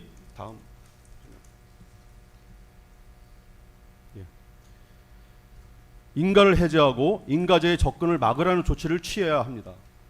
당시 대통령이 피고인이 김성훈 차장에게 지시한 것은 보안 사고가 발생할 때의 규정을 물어보고 사령관들의 비화폰도 조치하라는 것뿐이었습니다. 두 번째로 말씀드리는 것은 공소장 기재에 의하더라도 피고인은 김성훈 차장에게 비화폰 통화 내역을 삭제하라고 지시한 바가 전혀 없습니다. 또한 비화폰 통화 기록은 서버에 저장되어 있기 때문에 비화폰 기기 자체에 대한 어떠한 조치를 취한다고 해도 삭제되지 않습니다. 더욱이 수사기관은 이미 5월에 비화폰 서버의 통화 기록을 경호처로부터 이미 제출받아 모두 확보한 상태입니다. 사실관계가 이러함에도 특검은 최초에 대통령인 피고인이 김성훈 차장에게 내린 지시를 비화폰 통화 기록을 삭제하라라고 지시하였다며 피고인을 소환하였습니다. 사건이 특검으로 이첩된 이후에는 비화폰에 대한 어떠한 조치가 통화 기록 삭제와는 아무 관련이 없음을 인지하게 되자 공소 사실과 같이 그 내용을 바꾸어서 비화폰 단말기의 통화 기록 등 정보를 수사기관이 볼 수 없도록 지시하였다로 범죄 사실을 변경하였습니다. 즉 있지도 않은 범죄 사실을 억지로 작출해낸 것입니다.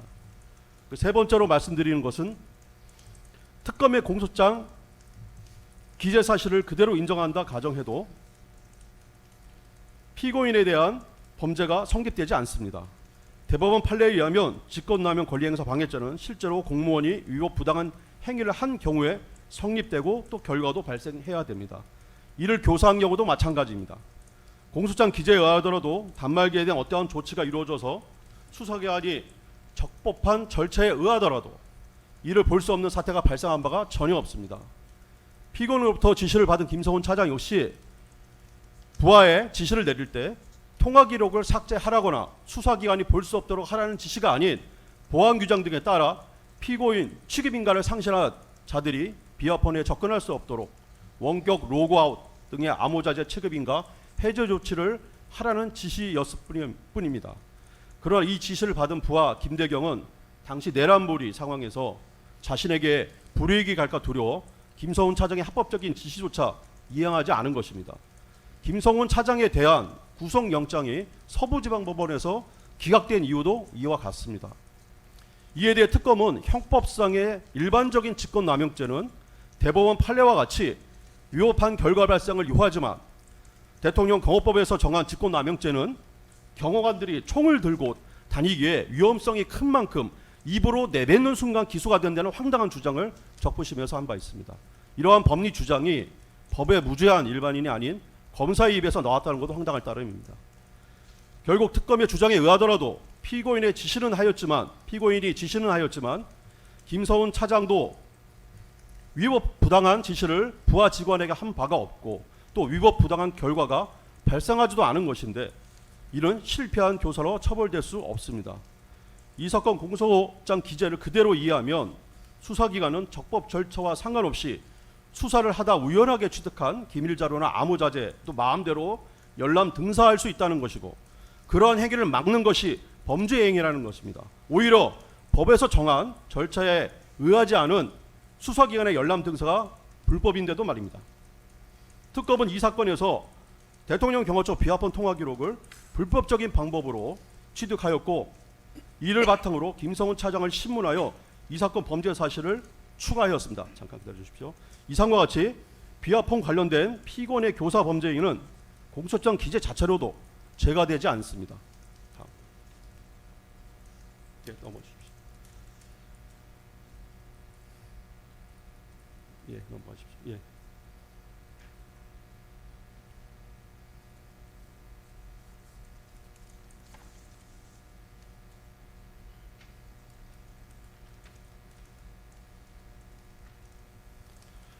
두 번째, 공소사실인 체포영장 집행에 관련하여 공소사실의 문제점에 대해서 말씀드리겠습니다.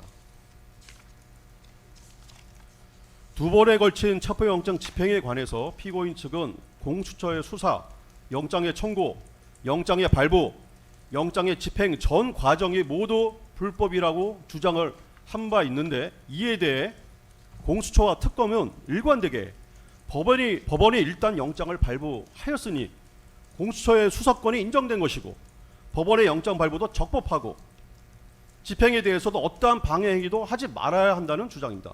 한마디로 서부지방법원의 영장판사가 공수처에 없는 수사권도 만들 수 있고, 영장판사가 발부한 영장의 효력은 헌법과 법률의 어떠한 조항보다도 우선한다는 절대적 우위를 갖는다는 주장입니다.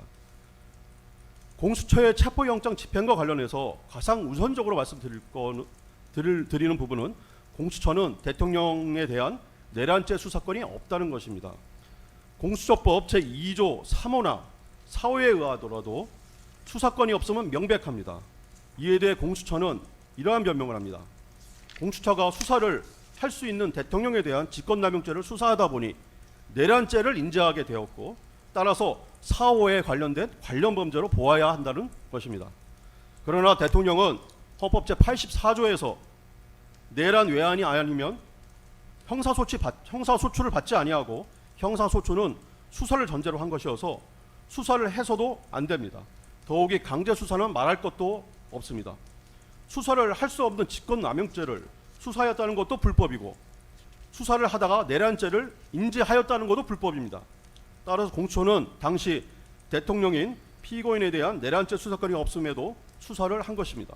이 점에 대해서는 2025 고학 129 사건에서의 구속 취소 결정에도 그대로 반영되어 있는데, 특히 내란죄를 인지하였다고 하는 어떠한 근거도 존재하지 않는다고 설시한 바도 있습니다. 두 번째로, 공수처는 관할을 위반해서 영장을 청구하였고, 서부지방법원은 위법하게 영장을 발부하였다는 것입니다.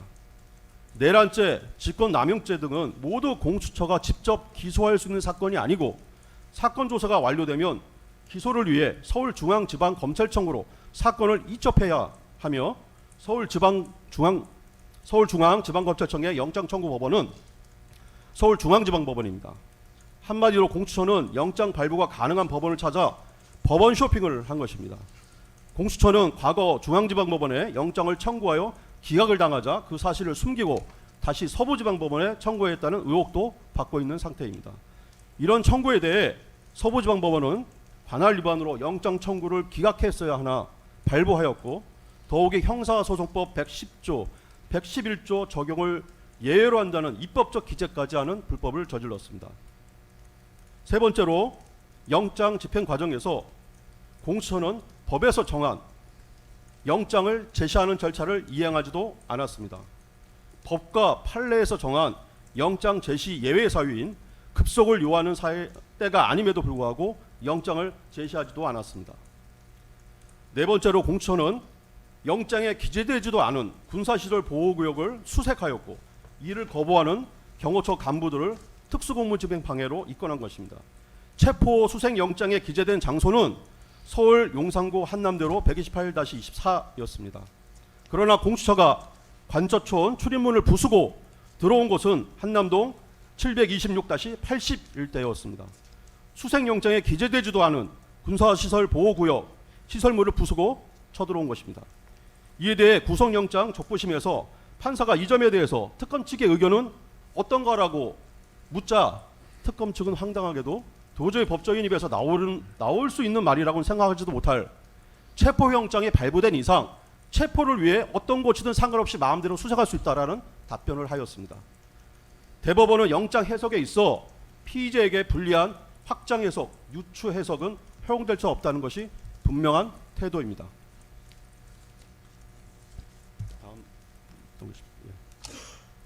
다음, 당시 공수처가 다섯째로 공수처가 위와 같은 영장에 기재되지도 않은 집원의 군사보호구역으로 문을 부수고 쳐들어오자 경호처장은 명확하고 분명하게 불승인 의사를 표명했습니다. 그럼에도 불구하고 계속 진입하였고 더욱이 군사시설 보호구역 내에서 마음대로 사진과 동영상을 촬영하였습니다. 이는 명백히 군사기지 및 군사시설 보호법의 위반이며 참고로 최근에 해병대 부대를 무단 침입해서 사진을 찍은 일반인에 대해서는 실형 1년 6개월이 선고된 바도 있습니다. 2025년 1월 15일 집행된 제2차 체포영장 집행에 대해서도 말씀드리겠습니다. 이 전 과정이 불법이었습니다. 당시 1차 체포영장에 기재된 형소법 110조, 111조 예외 조항도 없었습니다. 경호처에서 출입을 거부했음에도 3천여 명이 넘는 경찰 병력을 동원해서 관저천 담을 전기톱으로 자르는 등 위법 행위를 하면서 군사시설 보호구역으로 침입했고 그 과정에서 불법적으로 촬영하였습니다. 또한 영장 집행 전에 관저천 외곽을 경비하는 50억 경비단장을 직연을 참도록 하여 공수처로 불러낸 후에 직연을 강제로 빼앗아 출입을 허가한다는 허위 공문서를 위조한 후에 영장 집행에 사용을 하였지만 그것이 사전에 언론에 의해 적발되자 사용을 하지 못한 바도 있습니다. 1, 2차 체포영장 집행 전 과정에서 대통령인 피고인은 어떠한 직권남용 행위도 한 바가 없습니다. 대통령인 피고인이 경호처 경호원들을 직접 지휘할 수 있는 지위에 있지도 않습니다. 오로지 경호처 고위직의 인사권만 갖는 직무관원밖에 없습니다. 그마저도 당시에는 직무가 정지된 상태였습니다.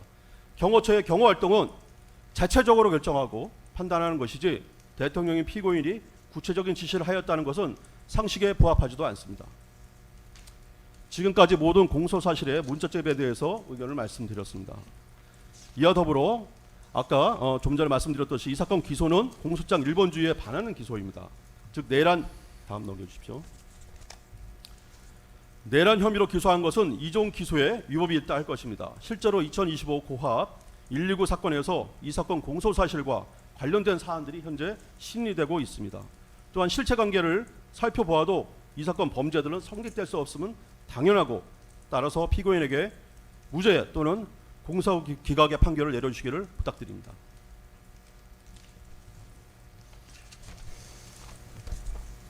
예. 먼저 그 특검 측에서 오늘 프레젠테이션한 자료는 뭐 제출할 계획은 있으신가요? 네, 제출하겠습니다. 예, 그것도 제출해 주시고요. 예, 그 특검 측의 공소사실 요지 진술과 피고인 측의 그에 관한 의견 진술에서 나타난 몇 가지 쟁점에 관해서 일단 쌍방의 입장을 확인해 보겠습니다. 먼저 피고인 측에서는 이 사건 공소사실에 포함된 일부 행위가 피고인이 별건으로 기소되어 지금 재판을 받고 있는 내란 우두머리 사건 관련 공소사실에 흡수되는 행위로서 이를 별건으로 기소한 것은 이중기소에 해당하므로 적법하지 않다 이런 주장을 하고 있는 것으로 보이는데 이 부분에 관해서는 법리적인 문제이므로 검사 측에서 검토해서 의견을 제출해 주시기를 요청드립니다. 혹시 지금 간단히 의견을 예, 말씀드려도 말씀해 보십시오. 지금 변호인 측에서는 이 사건 공소사실이 별건으로 재판 계속 중인 내란 우두머리 등 피고 사건의 공소사실과 동시 또는 뭐 수단 결과 관계에 있다는 취지로 주장하는 것으로 보입니다. 그러나 이 사건 범행들은 비상계엄 선포 전후에 저질러진 범행들입니다. 비상계엄 선포 전에는 국무위원들에 대해 저지른 직권남용 범죄가 있었고, 비상계엄 선포 후에는 비상계엄이 적법한 것처럼 보이도록 허위외관을 작출하는 범죄, 또 비상계엄을 정당화하는 과정에서 범한 범죄, 그리고 내란 범행에 대한 수사를 방해하고 증거를 인멸하거나 인멸을 시도한 범죄들입니다. 내란죄와 직권남용 권리행사 방해죄는 그 행위 태양이나 범행의 시기 등이 명확히 다른 독립된 범죄입니다. 특히 국무위원들에 대한 직권남용 범죄는 내란죄 폭동에 착수하기 전에 이루어진 국무위원 심의권의 침해에 관한 범행이므로 상대방이나 보호법익 등이 동일하다고 도저히 볼 수가 없습니다. 두 범행의 기본적 사실관계가 동일하다고 평가할 수 없는 것입니다. 그리고 나머지 범죄들은 내란 범행을 은폐하기 위해 범해진 범행들이고, 나아가 내란 범행의 수사를 방해하기 위한 것들입니다. 즉 내란 범죄의 폭동이 기수에 이른 뒤의 범행이므로 이미 재판 중인 내란 우두머리 사건과의 관계에서 이중 기소의 문제가 발생한다고 볼 수 없습니다. 예, 추가적으로 한 가지 좀 더 말씀드리면, 아까 변호인께서 이 부분 주장 관련해서 인용하신 판결이 있었는데요. 그 내란 목적 살인 관련된 판결이었는데, 그 판결 판시 내용을 보시면 그 내란의 실행 과정에서 폭동 행위에 수반하여 발생한 그런 살인 등의 행위가 흡수된다라는 취지의 판결입니다. 근데 저희가 기소한 취지는 폭동 행위에 이르는 과정에서 폭동 행위 전에 폭동 행위로 나가기 위해서 발생했던 직권남용이라는 어떤 헌법 파괴 범행을 기소 대상으로 한 것이기 때문에 그 점에 있어서도 아까 언급된 판례를 근거로 이중 기소에 해당한다라고 보기는 어렵다라는 것이 저희 특검의 의견입니다. 이상입니다. 예, 혹시 피고인 측에서는 이에 대한 반대 의견 있으면 추후에 서면이나 아니면 추후에 경판 기일에 진술하시고요. 다음으로 국무회의 심의권 침해 관련 직권남용 권리 행사 범행 부분 관련해서 확인하겠습니다. 특검의 공소 내용은 이 당시 계엄 선포에 앞서서 국무회의를 소집했고, 일부 국무위원들에게는 피고인이 출석을 소집을 요구하지 않거나 아니면 소집 요구했으나 도착하기 전이었는데 국무회의 정족수가 충족되자마자 계엄 선포를 한 것이 당시 심의에 참석하지 못한 다른 국무위원들의 심의권을 침해한 것이다. 이런 취지의 공소사실인 것으로 보입니다. 이와 관련해서 피고인 측에서는 당시 국무회의 장소에 도착하여 피고인과 토의를 했던 국무위원들은 내란 계엄 선포에 관해서 반대 의견을 표시하였고, 그 부분에 관해서 피고인이 충분한 토의를 하였기 때문에 이 부분 공소 사실에 관해서 범행의 고의 인식 등이 없었다, 이런 취지로 주장하고 있는데, 일단 이 심의에 출석했던 국무위원들과의 사이에서는 쌍방의 어떠한 사실관계에 관해서 의견의 대립이 있으신가요? 그 부분에 관해서는 다툼이 없으신 것인가요? 그 부분에 대해서도 향후 증거조사 과정을 통해서 실질적인 정상적인 국무회의 심의라고 볼 수 있는 그 실질이 없었다라는 점을 입증할 예정입니다. 그리고 그와 관련해서 아까 변호인께서 말씀하신 내용 중에 이 사건과 직접 관련되지 않아서 향후 증거조사 과정에서도 크게 쟁점이 되지 않을 것으로 보이는 좀 무관한 사실관계에 대해서 말씀하신 것이 있어서 거기에 대해서는 조금 바로잡을 필요가 있어서 말씀을 드리겠습니다. 그 두 가지인데요. 그 김영삼 전 대통령의 그 긴급 재정경제명령 관련된 그 국무회의, 그리고 이 사건 그 12.3 비상계엄 당시에 4일 새벽에 있었던 계엄 해제 관련 국무회의를 언급하시면서 이 사건 공소사실이 그 유죄가 성립하기 위해서는 그 방금 말씀드렸던 그 두 개의 국무회의 관련된 국무위원들의 심의권 침해에 대해서도 어떤 기소와 처벌이 이루어졌어야 된다라는 취지로 말씀하셨는데요. 김영삼 전 대통령 사례, 그리고 이 사건 그 계엄 해제 당시 국무회의에서는 그 어떤 국무 회의 참석 대상자들에 대한 임의적인 선별 내지는 임의적인 지정이라는 것이 없었던 정상적인 소집 통보가 있었습니다. 특히 이 사건 해제 국무회의 관련해서는 그 평상시에 국무회의 소집 통보 절차에 그 간이한 방식으로 이용되는 어떤 국무위원들 모두가 참여하고 있는 그 단체 그 대화방 등을 이용해서 정상적인 소집 통보 절차가 이루어졌습니다. 따라서 어떤 국무위원이 참석할 권리를 제한했다라고 볼 수 있는 그 사안이 아니고요.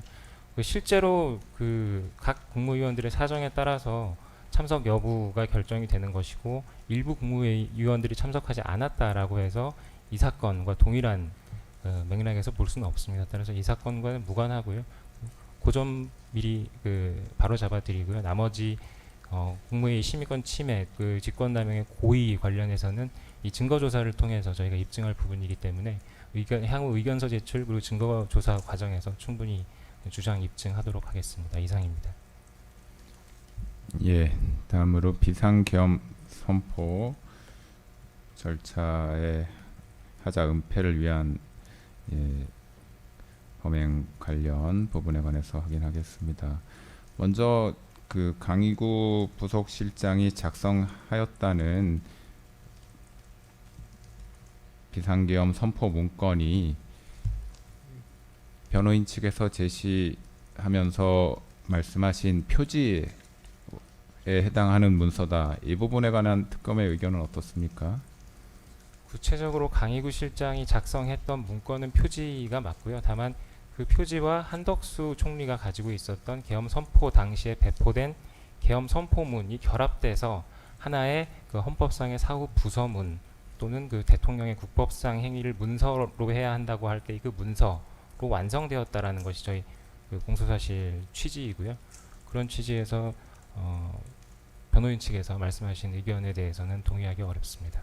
그러면 그 사후에 폐기했다라고 할 때 그 폐기된 문건은 변호인 측에서 얘기한 표지와 그 내용에 해당하는 선포문이 결합된 문서, 그 통합된 문서를 폐기하였다는 것인가요? 맞습니다. 그 표지와 함께 결합돼서 완성된 전체적인 사후 부서문이 폐기되었다라는 취지가 공소 제기 취지입니다.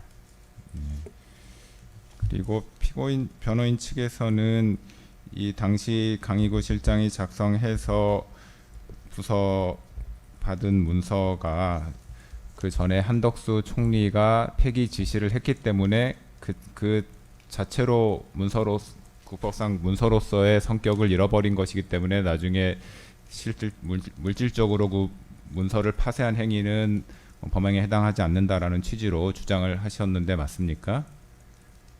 예, 근데 그 한덕수 총리의 지시만으로 그 국법상 문서로서의 성격이 없어진다는 근거가 무엇인가요? 피고인 대통령이 지시한 것이 아니고 한덕수 총리의 지시로 했다.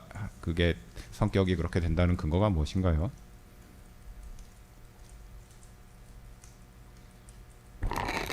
한덕수 총리가 그 행정총괄이었고 이거 행정총괄이었기 때문에 이 부분에서 폐기를 지시를 한 것이 그 효력을 없앤다고 이제 저희가 법리적으로 해석을 하고 있는데 이에 대해서 구체적인 사안이나 또 추가적인 판례라든지 이런 부분에 대해서는 변호인 의견서로 제출하도록 하겠습니다. 그거는 제가 12월 7일에 서명을 받으러 왔길래 이 사후 부서 문서라고 해도 이거는 국방부에서 담당자가 작성해서 장관, 총리, 대통령 이렇게 올려야지 부속실장인 자네가 이걸 왜 하느냐라고 제가 좀 나무랐는데 일단 그냥 갖고만 있겠다 이렇게 했기 때문에 저는 한덕수 총리가 그렇게 얘기를 하면 저한테는 물어보지 않아도 당연히 동의할 거라고 생각하고 그래 하지 않았나 하고 생각이 됩니다.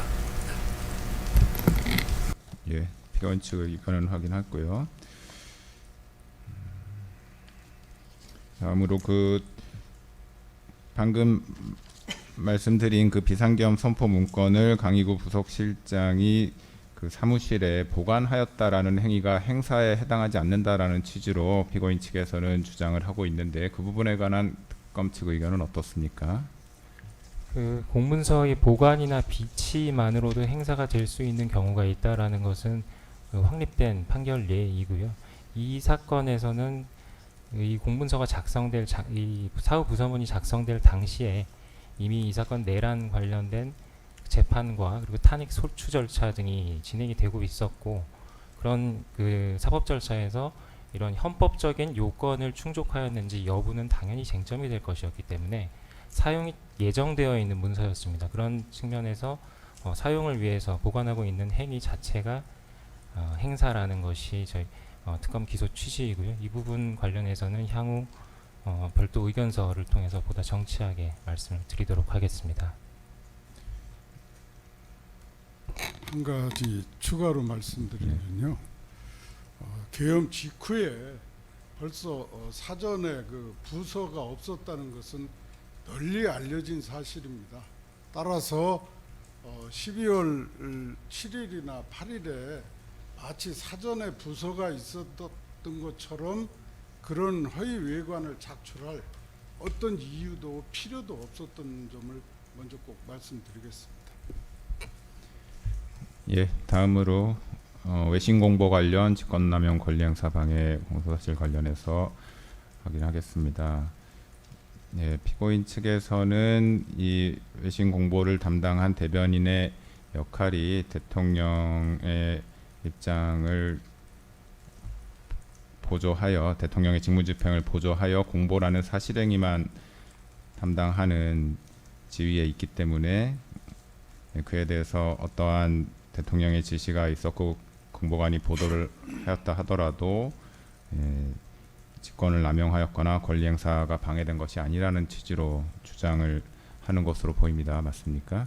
이 부분은 법리적인 문제로 생각되므로 추후에 특검 측에서도 의견을 제시해 주시기 바라고요. 그리고 그 공보 내용에 관해서 허위 사실이 있다라는 것이 이제 특검 측의 기소 내용이고, 피고인 측은 이에 관해서 허위 사실이 아니다라는 취지로 다투고 있는데, 그 내용에 관해서는 피고인이 별건으로 기소된 내란 우두머리 사건 2025과 129호 사건에서 다투어지고 있는 쟁점으로 보이는데 맞습니까? 예, 맞습니다. 이 부분과 관련해서 말씀을 좀 드리겠습니다.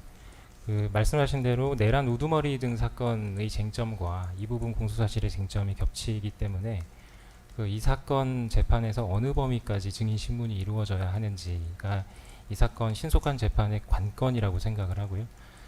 그런 측면에서 지금 현재 공소사실상으로는 증인 신문 대상자가 굉장히 많을 수밖에 없는 구조로 되어 있습니다. 근데 사실 그 허위라는 부분은 어떤 계엄 선포와 관련된 폭동 행위의 실체에 대한 어떤 전반적인 내용에서 허위라는 것이 현재 공소사실의 취지이지만 아주 핵심적인 내용만 보면 국회 봉쇄 행위가 있었는지 없었는지와 같은 아주 명확한 사실관계 위주로 재구성하는 것도 가능합니다.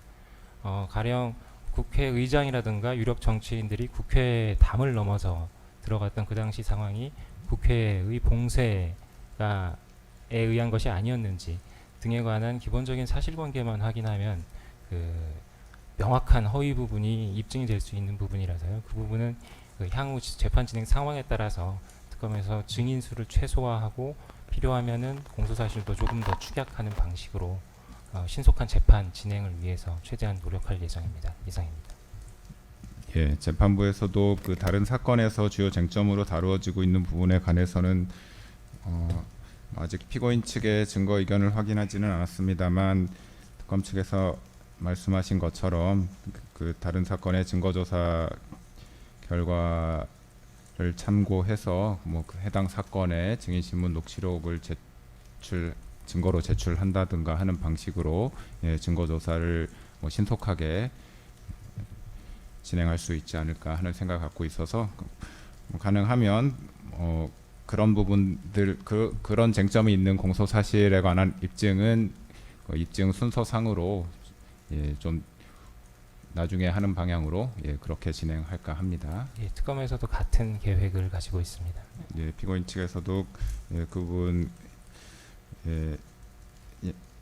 이해를 해주시고요. 다음으로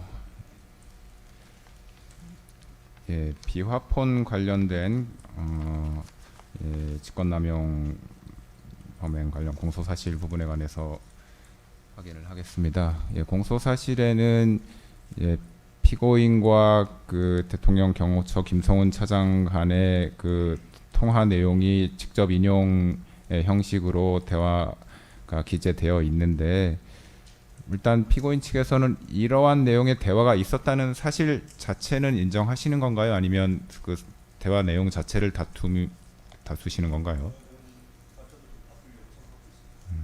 네, 알겠습니다. 그리고 이 부분 관련해서 피고인 측에서는 이 부분 공소사실 관련 증거가 위법 수집된 증거에 의한 것이기 때문에 공소사실이 부적법하다, 이런 주장도 하고 있어서 특검 측에서는 그 부분에 관해서도 의견을 제시해 주셔야 할 것 같습니다. 다음으로 체포영장 집행 방해 관련한 공소 사실에 관해서 확인하겠습니다. 먼저 특검 측에서는 공수처에서 내란죄, 피고인에 대한 내란죄를 수사하고 영장을 발부받은 것이 위법하다, 그 이유로서 이제 공수처가 내란죄에 관한 수사권이 없기 때문에 수사가 부적법하다, 이런 법률적 주장을 하고 있습니다. 이에 부단해서도 특검 측의 의견 제시가 있어야 할 것으로 보이고요. 또한 체포영장, 압수수색영장을 서울 서부지방법원에서 발급받은 것도 위법하기 때문에 그 발부된 영장이 위법하고 그에 대해 영장 집행을 불응하였다 하더라도 공무집행 방해에 해당하지 않는다, 이런 법리적인 주장을 하고 있습니다. 이에 관해서도 특검 측의 의견 제시가 필요할 것으로 보입니다. 재판장님, 그 부분과 관련해서는 향후 저희가 지금까지 제기됐던 그 복잡한 그 법적 쟁점들에 대해서 뭐 별도 의견서라든가 필요하면은 향후 변론 과정에서 충분히 그 주장을 할 예정인데요. 오늘 그 공개되는 재판이기 때문에 저희 기본적인 그 취지에 대해서는 간단히 말씀을 드리겠습니다. 특히나 오늘 말씀드렸듯이 공개되는 재판이기 때문에 좀 쉬운 말로 의견을 말씀을 드리겠습니다.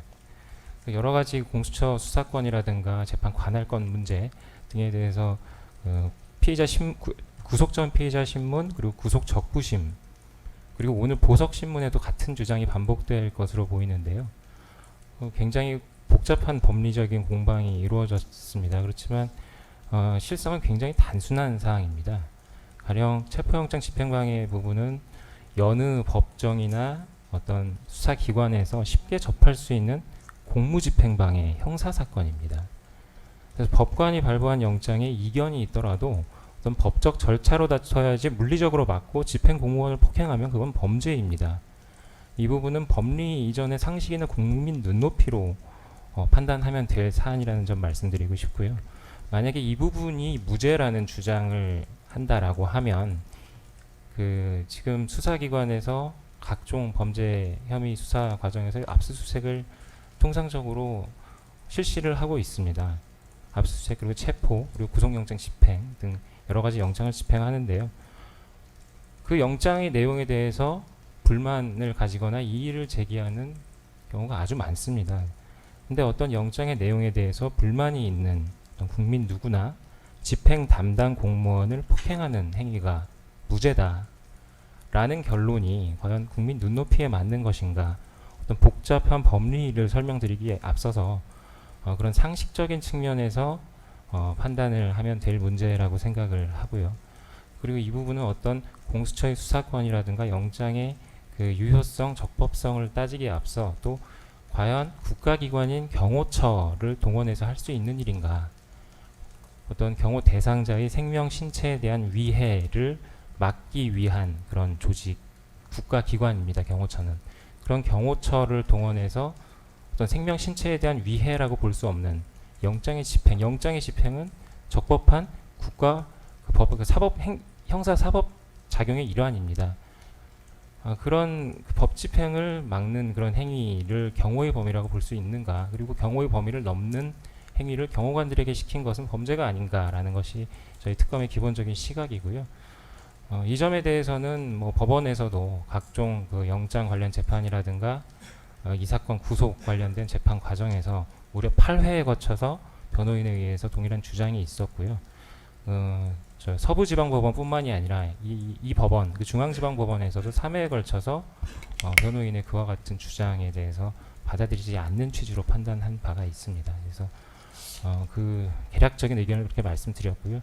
그리고 이와 관련해서 말씀드린 김에 아까 그 변호인께서 말씀하신 내용 중에 좀 특검이 볼 때는 허위다라고 보이는 부분이 있어서 말씀을 드리면, 어떤 그 55 경비단장이었나요? 그 경호 책임자의 어떤 그 동의서를 위조했다라고 주장을 하셨는데, 이 부분은 저희가 향후 증거조사 과정에서 충분히 그 사실이 그러니까 그 주장이 허위라는 점을 말씀을 드리겠지만, 그 부분은 지금 오늘 또 공개되는 재판이고 해서 사실관계, 특검이 파악하고 있는 사실관계와 다르다라는 점도 우선 말씀을 드리겠습니다.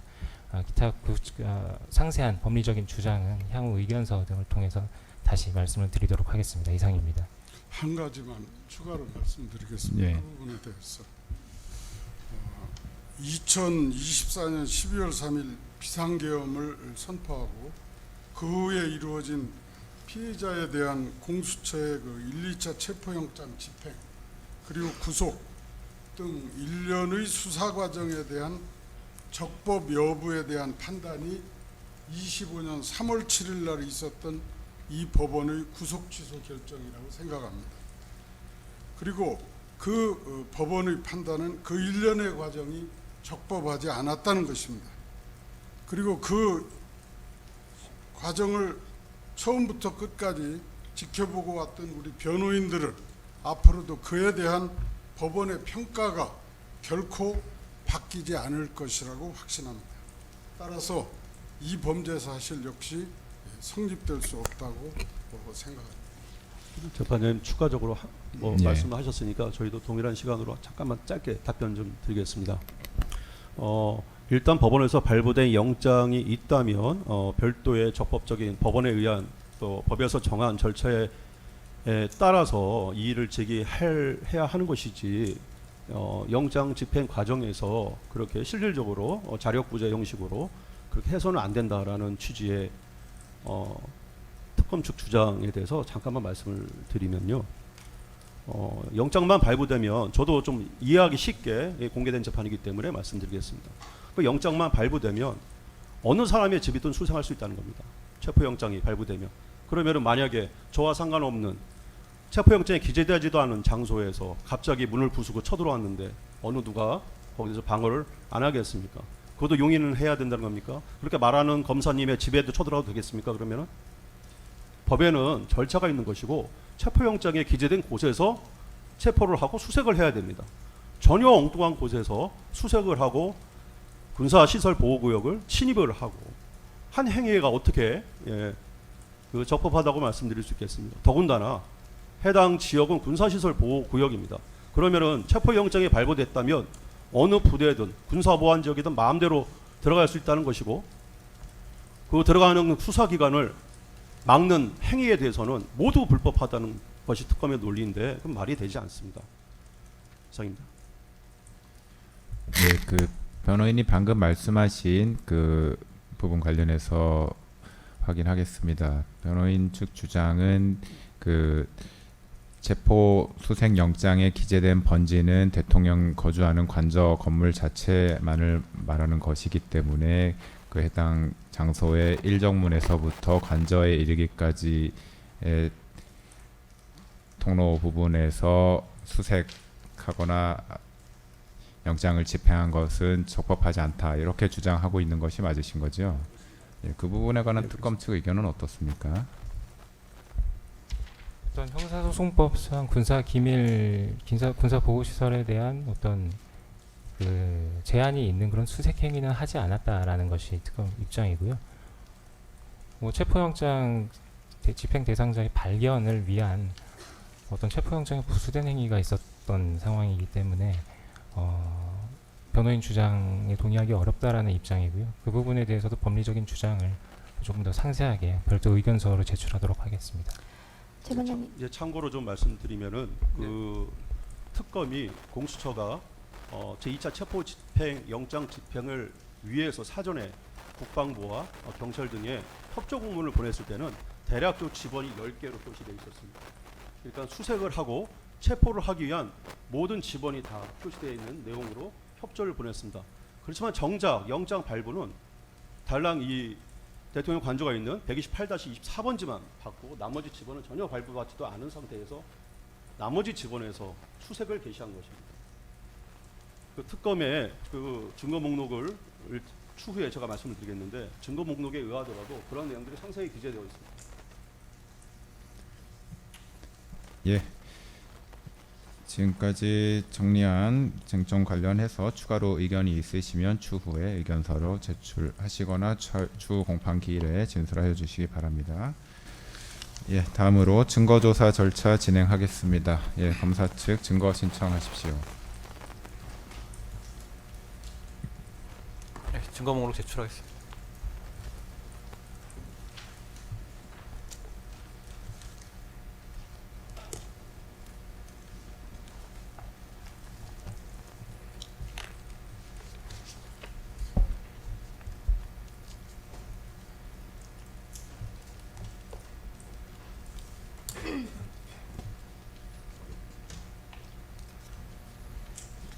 예, 검사 측 신청 증거에 관한 피고인 측의 의견을 진술하시기 바랍니다. 예, 재판장님 증거에 대한 의견과 동시에 또 절차 진행에 관련돼서도 이 제출한 변호인 의견서를 간단하게 좀 진술하도록 하겠습니다. 먼저 증거 인부에 대해서 말씀을 드리겠습니다. 피고인은 다음과 같이 증거 목록 중에 일부 증거에 대해서만 의견을 좀 게시하겠습니다. 먼저 검찰 사건 번호 2025 형제 3호 사건의 증거 기록에 대해서 말씀을 드리겠습니다. 피고인이 날이나 피의자 신문조서와 진술서에 대해서는 동의를 하고 공동 피고인인 박홍준, 김성훈, 이광호, 김신, 이진아에 대한 피의자 신문조서에 대해서는 내용을 부인하겠습니다. 증거 순번 327번의 이광호의 진술서에 대해서는 동의하고 입증 취지는 부인하겠습니다. 그 자세한 내용은 그 제출한 의견서 각 표에 기재된 내용과 같습니다. 두 번째로 증거로 제출된 채증 영상 및 그 동영상 캡처 사진 그리고 일반 사진 그 다음에 외부에서 군사시설 보호구역 내 시설물들에 대해서 촬영한 사진 또는 동영상 촬영 증거는 군사기지 및 군사시설 보호법 제9조 제1항 제1호 4호를 위반한 것으로 위법하게 수집된 증거로서 재판에서 증거로 사용될 수 없다는 점을 말씀드립니다. 압수물 목록 순번 1번 20번 증거 목록 순번 14에서 509번까지 그 내용이 해당됩니다. 그 다음에 세 번째로 위법하게 수집된 증거를 제시하면서 작성된 참고인 진술조서에 대해서도 말씀드리겠습니다. 수사기관은 참고인들에 대한 진술조서를 작성함에 있어서 위법하게 수집된 증거, 즉 군사기밀보호법, 군사기지 보호법 위반 등을 통해서 찍은 사진, 영상 등을 제시하면서 진술을 받았는데 이는 위법하게 수집된 증거에 근거한 진술조서로서 증거 능력이 부정되어야 할 것입니다. 이에 대해서는 추후에 증인신문이나 의견서를 통해서 각 개별적으로 참고인에 대한 증인신문이 이루어지는 과정에서 다시 자세히 밝히도록 하겠습니다. 세 번째로 증거로 제출된 자료 중에서 대통령 경호처의 비아폰 통화 목록 및 비아폰 사진 촬영 등에 대한 자료는 특검의 압수물 목록에 군사기밀 상급 비밀로 기재하고 있듯이 또한 대통령 기록물에 해당되는 것이어서 적법 절차에 따른 열람 등사가 원래는 이루어져야 합니다. 그런데 경호처에서 아무런 권한 없이 이를 임의로 제출하고 수사기관은 이를 불법적으로 사본 제작해서 촬영하였습니다. 이에 대해서는 이미 피고인 측은 경호처와 수사기관에 대해서 검찰에 고발을 해서 고발 사건이 수사 중에 있습니다. 경호처 지휘부와 수사기관은 군사기밀보호법 제13조 제1항, 대통령 기록물 등에 관한 법률 제30조 2항, 제14조 등을 위반하여 증거를 수집했습니다. 따라서 해당 증거들도 위법하게 수집된 증거로서 재판에서 증거로 사용될 수 없다는 점을 밝힙니다. 압수물 목록 31번, 39번, 40번, 41번, 42번이 이에 해당되고 증거 목록 335번 내지 337번이 이에 해당됩니다. 네 번째로 특검이 제출한 증거 목록 중에서 언론 기사는 모두 제 전문 증거 등으로서 증거 능력이 없는 바 검찰에서 모두 철회하여 주실 것을 지휘하여 주실 것을 요청드리겠습니다. 나머지 증거 인부를 하진 않은 증거 목록에 대해서는 보루 의견을 밝히는 바입니다. 추후 재판 진행에 따라서 보다 신속하게 증거 의견을 진술하도록 하겠습니다. 두 번째로 검찰 사건 번호 2025 형제 17, 18호 사건의 증거 기록에 대해서 증거 의견을 밝히겠습니다. 위 사건들은 사실관계의 다툼보다는 법리적인 판단이 주가 될 것이기 때문에 사실관계의 다툼은 크게 없는 거로 보여집니다. 그 다음 기일에 증거에 대한 의견을 추가로 모두 밝히도록 하겠습니다. 다음으로 증거물 등사와 관련돼서 좀 말씀드리겠습니다. 현재 압수물에 대해서는 아직 등사나 복사를 하지 못했습니다. 특히 압수물 목록 중에 31번, 39번 내지 42번에 대해서는 신속한 복사가 이루어질 수 있도록 적절하게 특검 측을 지휘해서 지시를 내려주시기를 부탁드리겠습니다. 향후 재판 진행에 대해서 말씀드리겠습니다. 이 사건 공소사실 중에서 검찰 사건 번호 2025 형제 13호와 관련돼서는 먼저 특수공무집행 방해와 범인 도피 교사에 대해서는 아까 말씀드렸듯이 공처의 수사권의 인정 여부, 그다음에 서부지방법원의 영장 청구의 적법성, 그다음에 서부지방법원의 영장 발부와 그 기재의 적법성, 영장 집행의 적법성 등이 먼저 특검에 의해서 납득될 수 있도록 소명되어야 할 것입니다. 즉 공무집행의 적법성이 먼저 담보되어야만 증거 능력에 대해서도 다툴 수 있을 것으로 보여집니다. 따라서 증인신문을 함에 있어서 공무집행의 적법성에 대한 핵심적인 증인신문부터 먼저 이루어질 수 있도록 순서를 정해주시면 감사하겠습니다. 그 다음에 비화폰 삭제와 관련된 내용에 관련돼서도 마찬가지로 군사기밀보호법과 대통령 기록물 관리법 등에 위반되는지 여부에 대해서 먼저 심리가 좀 선행될 수 있도록 지휘를 해주시면 감사하겠습니다. 다음으로 증인신문과 관련돼서도 피고인과 직접적으로 관련이 있는 공동 피고인 등에 대한 증인신문이 우선적으로 진행될 수 있도록 지휘를 해주시기를 부탁드리겠습니다. 그 다음에 향후 기일 지정에 관련돼서도 한꺼번에 말씀을 좀 드리겠습니다. 말씀드린 김에 현재 이 사건에 선임된 변호인 및 별건 공판기일의 지정 현황에 대해서 좀 말씀을 드리겠습니다. 이 사건에 관해서 피고인의 변호인으로는 김홍일, 배보윤, 최명성, 최주, 송진호, 유정아, 김계 총 7명이 선임되어 있습니다. 피고인은 이 사건 외에도 별건으로 2025 고합 129 내란 우돌마이 사건의 재판이 계속 중이고 이 변호인들 중에서 김홍일, 배보윤, 송진호, 김계리 변호사가 이 사건의 변호인으로 선임돼서 변론을 하고 있습니다. 이 사건은 2025년 12월까지 공판기일이 지정되어 있고 최근 특검의 주장으로 공판기일이 추가로 지정되고 있는 상황입니다. 같이 첨부해서 드린 공판기일 요약서를 보시면은 그 내용을 알 수가 있습니다. 또한 피고인의 배우자 김건희는 위 기원 2025 고합 1, 2, 3 사건의 자본시장과 금융투자에 관한 산업법률 위반 등의 사건으로 현재 재판 계속 중에 있습니다. 이 사건의 변호인으로는 최명성, 최주, 유정아 변호사가 선임되어 있는 상태입니다. 이 사건은 2025년 9월 24일 제1회 공판기일을 시작을 해서 향후에 대부분 수요일, 금요일에 일주일에 2번씩 재판이 진행하는 것으로 지정된 바 있습니다. 내란 우두머리 사건의 기록 같은 경우에는 12만 페이지에 달하고 또 배우자 사건의 경우에는 증거기록은 아직 정확한 분량이 얼마인지 1회 공판기일이 지난 지금에도 열람 등사가 이루어지지 않아서 지금 알 수가 없는 상태입니다. 피고인들의 변호인은 변론을 준비하고 또 피고인과 피고인의 배우자를 각 접견하고 또 공판기일에 출석을 하는 일정을 소화해야 합니다. 또한 각 특검의 수사에 대비한 언론 변론도 준비해야 되는 상황입니다. 또한 변호인들은 피고인과 배우자 사건 외에도 각각 수임한 별도의 사건을 또 진행을 해야 되는 상황이 있습니다.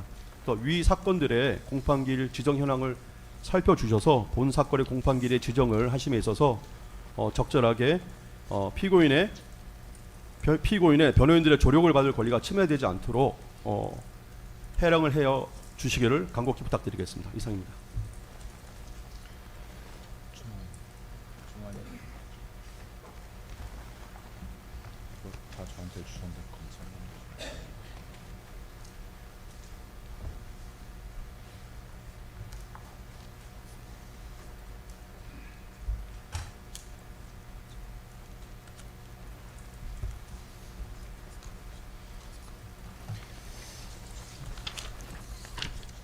예, 피고인 측의 증거에 관한 의견 진술 관련해서 먼저 검사 제출 증거 중에 위법 수집 증거로서 증거 능력이 없다라는 의견을 제시하셨고, 이 부분에 관해서는 예, 특검 측에서 예, 의견을 제출해 주시기 바랍니다. 그리고 증거물 등 복사가 아직 다 이루어지지 않았다는 말씀을 하셨는데, 이 부분은 어떻습니까?